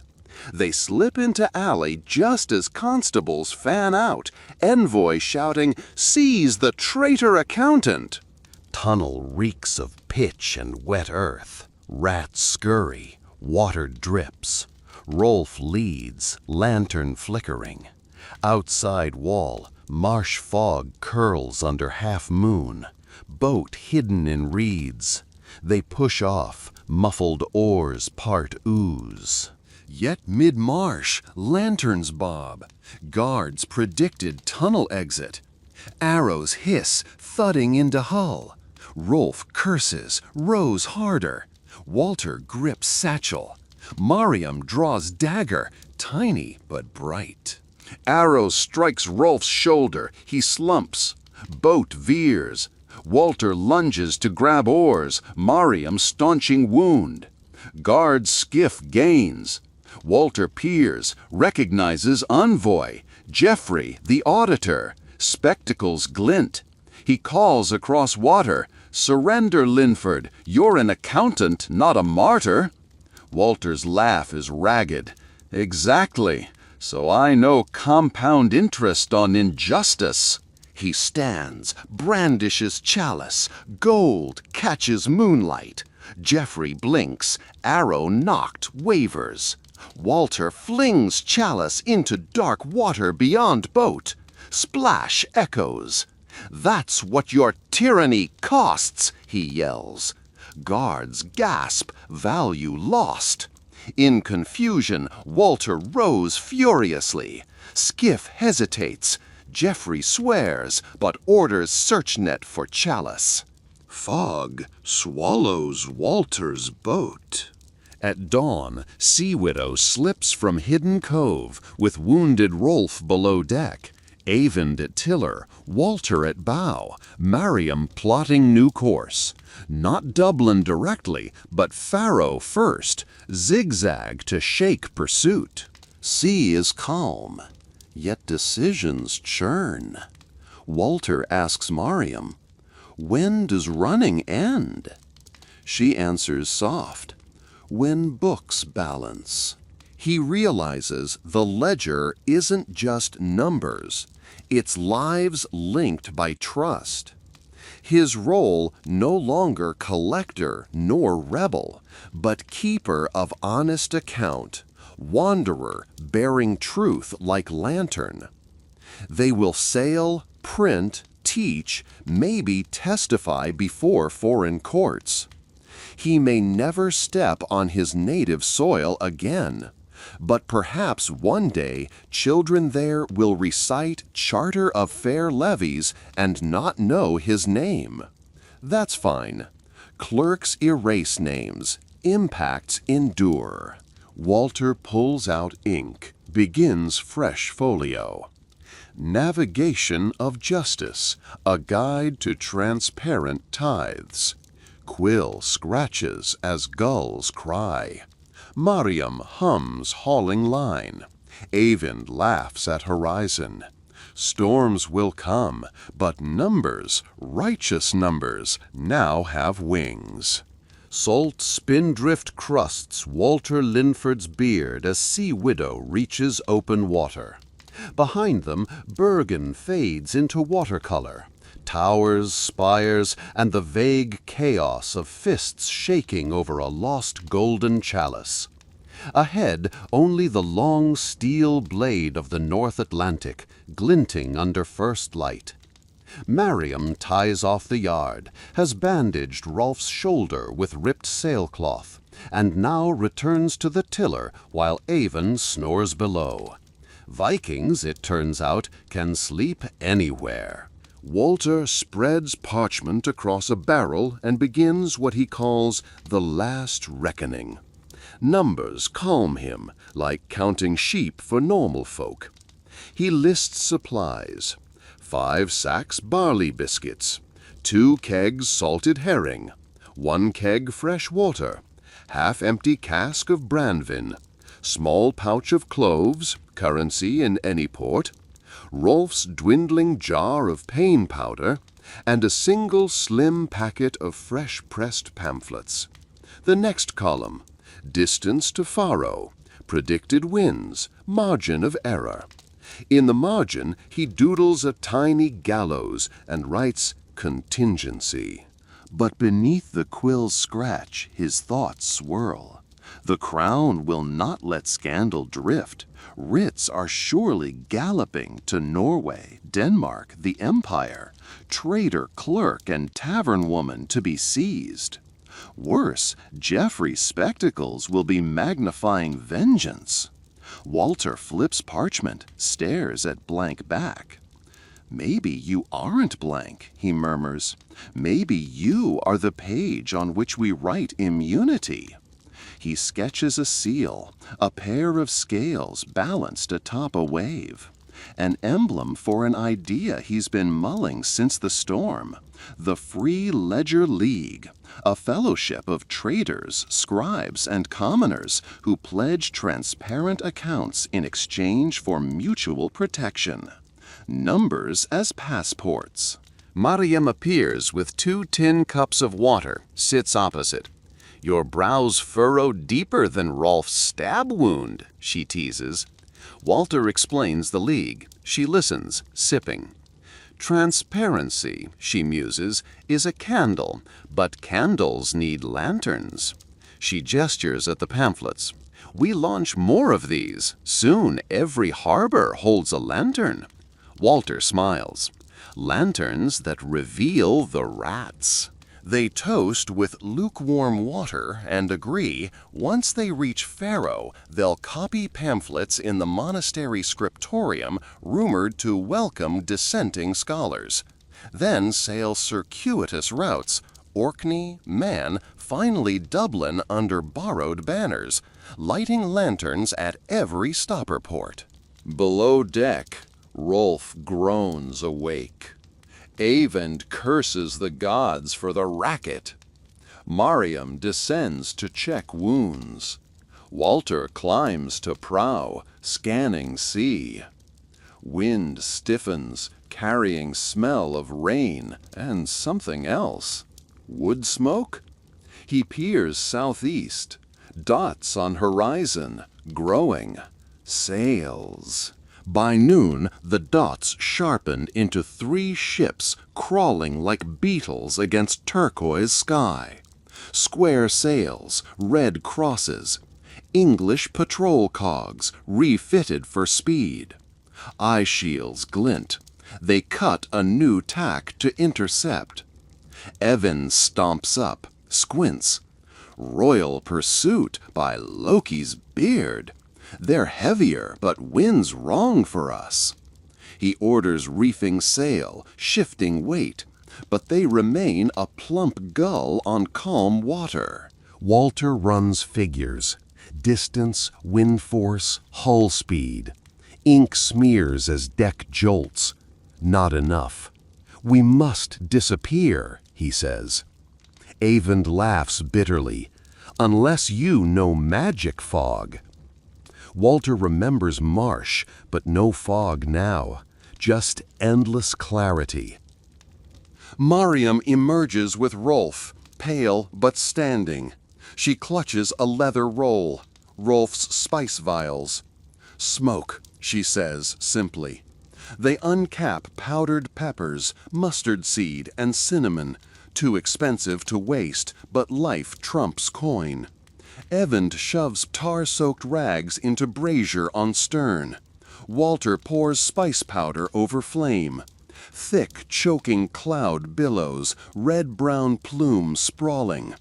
The wind, fickle, suddenly veers, blessing or curse, and swirls smoke over Sea Widow, masking her outline. From patrol vantage, the Nar melts into a spicy cloud. But patrol cogs adjust, arrows loft into haze. One thunks into mast. Walter ducks. Ivan curses again. Smoke not enough.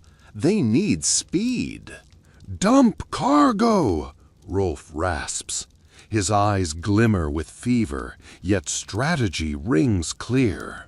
They heave 2 water barrels, half herring stocks, even the Brenvin cask. Avend groans louder than when arrow missed him. Hull rises, draws less water. Walter seizes tiller as Avend rigs square sail to catch veering wind. The Nar lurches forward, arrow volley falls behind. For 2 grinding hours the chase unspools. Patrols fan out, but wind favors fugitives now. Gradually, English sails shrink on horizon until sea swallows them. Walter collapses beside Mariam amid pepper-scented planks. She laughs shaky. If we survive, every fish for a league will taste of cinnamon.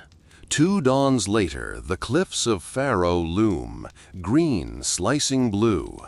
They anchor in sheltered bay near Kirkjubor, where stone church perches above turf homes. Monks greet them with wary curiosity. But when Walter produces one pamphlet, the abbot, Brother Newt, reads, eyebrows climbing. "Justice in arithmetic," he whispers. The monastery's scriptorium, usually devoted to psalters, starts clattering. Novice scribes replicate pamphlets, adding Norse marginalia. Evenings, Walter teaches villagers how to tally tax rolls, spot false fees. Mariam trains women to brew medicinal ales for barter, circumventing cash levies. Evind repairs Hull, while Rolf, healing slowly, tells children tales of spice caravans, slipping in lessons on trade v. tribute. But spies ride waves like gulls. One night, Brother Knuth hurries to the guest hall. A merchant arrived from Orkney, bearing rumor that English envoy Geoffrey has petitioned Norwegian king for extradition of seditious Englishmen sowing rebellion. Royal cover may sail within days. Walter's presence endangers monastery. Yet their pamphlet stack is only half copied. Newt proposes secrecy. He knows sea cave beneath cliff, old hermit's cell, perfect hideout while scribes finish. Walter insists on helping, but Newt shakes head. Your mind is ink. Let us wield quills. You must stay alive to carry message onward. They argue, but plan settles. Walter, Mariam, and Rolf, still frail, will hide in cave. Evind readies Sea Widow for night escape as soon as pamphlet cargo finished. Next dusk, they slip along goat paths to cliff. Cave yawns like throat. Tide slaps entrance. Inside, candles reveal walls etched with runes, Celtic crosses, centuries of wanderers. They spread cloaks, share dried cod, wait. Waves boom outside like distant drums. Rolf sleeps, fever broken but energy thin. Mariam rests, but mind roams. She hums lullaby that blends harbor noise with childhood memory. Walter can't sleep. He studies runes, tracing grooves. One symbol, interlaced knots, resembles his scales on wave emblem. Fate winks again. He carves beside it a ledger page miniature. Perhaps one day another exile will see. No, they weren't first. Footsteps splash at cave mouth, the warning knock. Evind appears, breathless. Copy's done, but cutter entering bay, must sail now, storm or no. They shoulder bundles, wrapped pamphlets, medicine, ledgers. Cliff path too exposed. Evind leads through submerged tunnel where seawater reaches waist. They slog to hidden cove where Sea Widow waits, sail reefed low. Rain starts, lightning forks. They push off as royal cutter anchors by main harbor behind them. Thunder conceals sound, darkness cloaks shape. Again, sea becomes coin toss between math and mayhem. 3 weeks blur. They hug coastlines, barter fish for water, dodge patrols. At Orkney, they swap gnar for smaller Irish curragh, leather-hulled, faster in shallows. Evind staying to trade Faroe wool. Farewell is bittersweet. Viking laughs as he pockets share of cloves. Your rebellion tastes expensive, he winks. Curragh carries foursome southwest along Hebrides. Storms test patchwork hull, but Mariam learns oar rhythms, Walter computes tides. Rolf gains strength, his sling removed. They print pamphlets at island abbeys, paying scribes with stories and cloves. Lanterns multiply. Meanwhile, Europe listens. In Bruges, guilds petition for audit of tolls. In York, millers refuse new flood tax, brandishing pamphlets. Royal sheriffs burned copies in Winchester Square, but ashes blew into crowd, symbol perfect. De Lacy replaced, but scandal anchors. Geoffrey stands before Exchequer, blamed for failure. In Dublin, the council debates charter language influenced by earlier letter.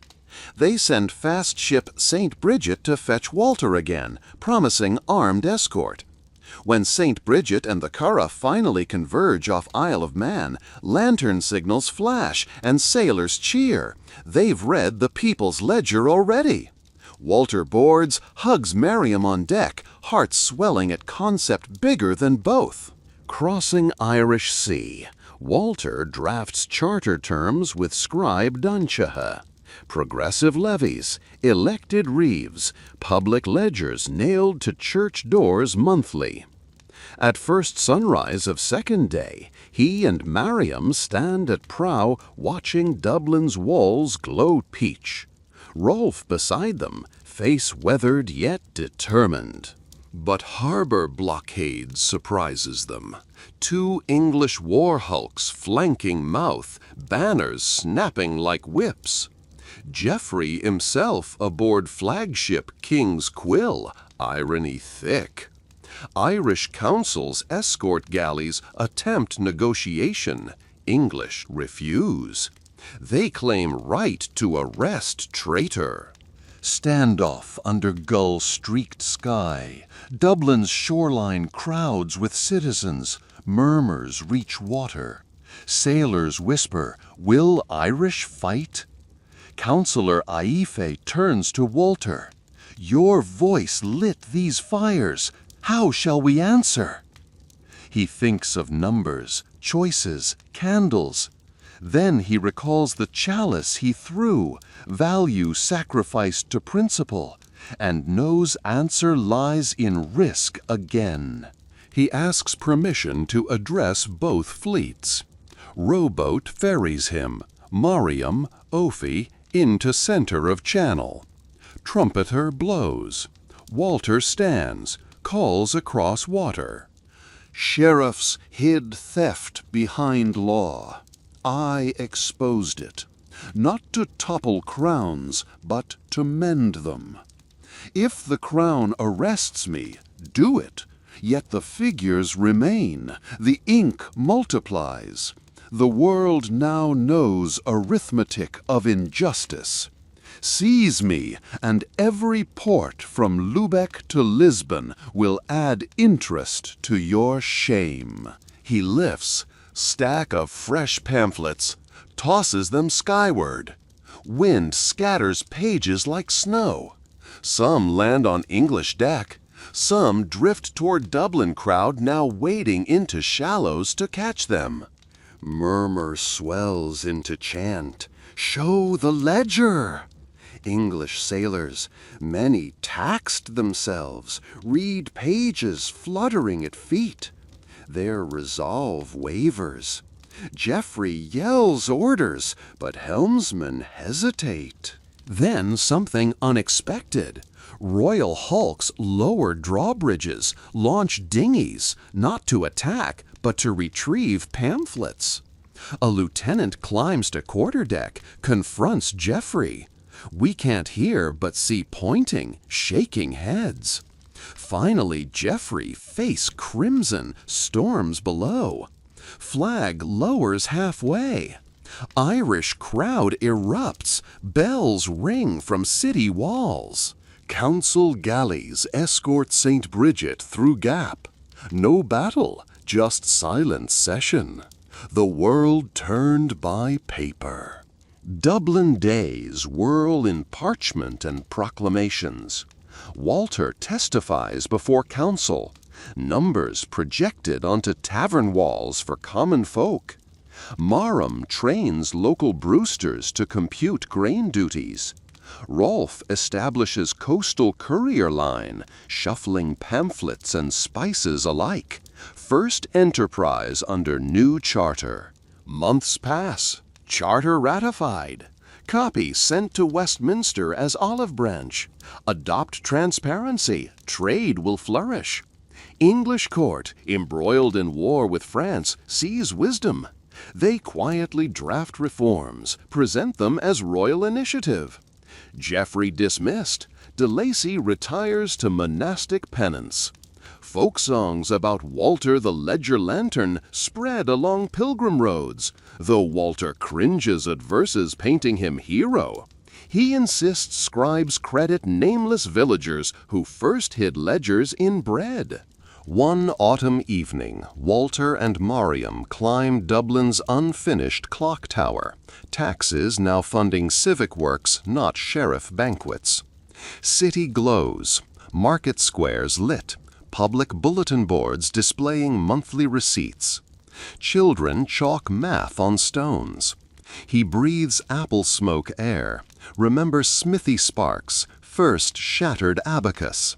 Mariam threads fingers through his.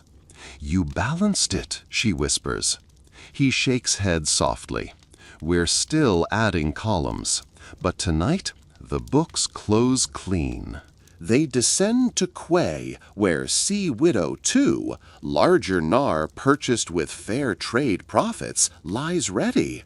Their next voyage? The Baltic, to help Hans towns craft own charters. Rolf already aboard, heeled and humming. As they walk gangplank, Walter spots small iron horseshoe nailed near mast, original talisman. He smiles at its rusted arc, thinks of circles closing, tax rings, storm loops, lantern halos. He turns once more to crowd on pier, dock workers, scribes, alewives, ragged former collectors who joined reform. He raises lamp. "Keep books open," he calls, "and may your ledgers always balance toward mercy." Cheers roll like surf. Sail catches wind, boat glides out under harvest moon. In his cabin, Walter opens blank ledger. First line, "Every coin counts, but every soul counts more." Ink dries. He blows candle, listens to creak of timbers, hum of waves, music of honest commerce. So, listener curled beneath quilts, let that rhythm ferry you past your own audits and anxieties. The ship's lantern drifts farther, yet its glow lingers behind your eyelids, painting columns of comfort. If this saga kept you afloat through another restless night, leave a final tally in the comments. One word that captures what fairness means to you. And remember, history is just bookkeeping with better stories. Until our next midnight voyage, sleep sound. The taxman turned lantern keeper now watches the books so you don't have to.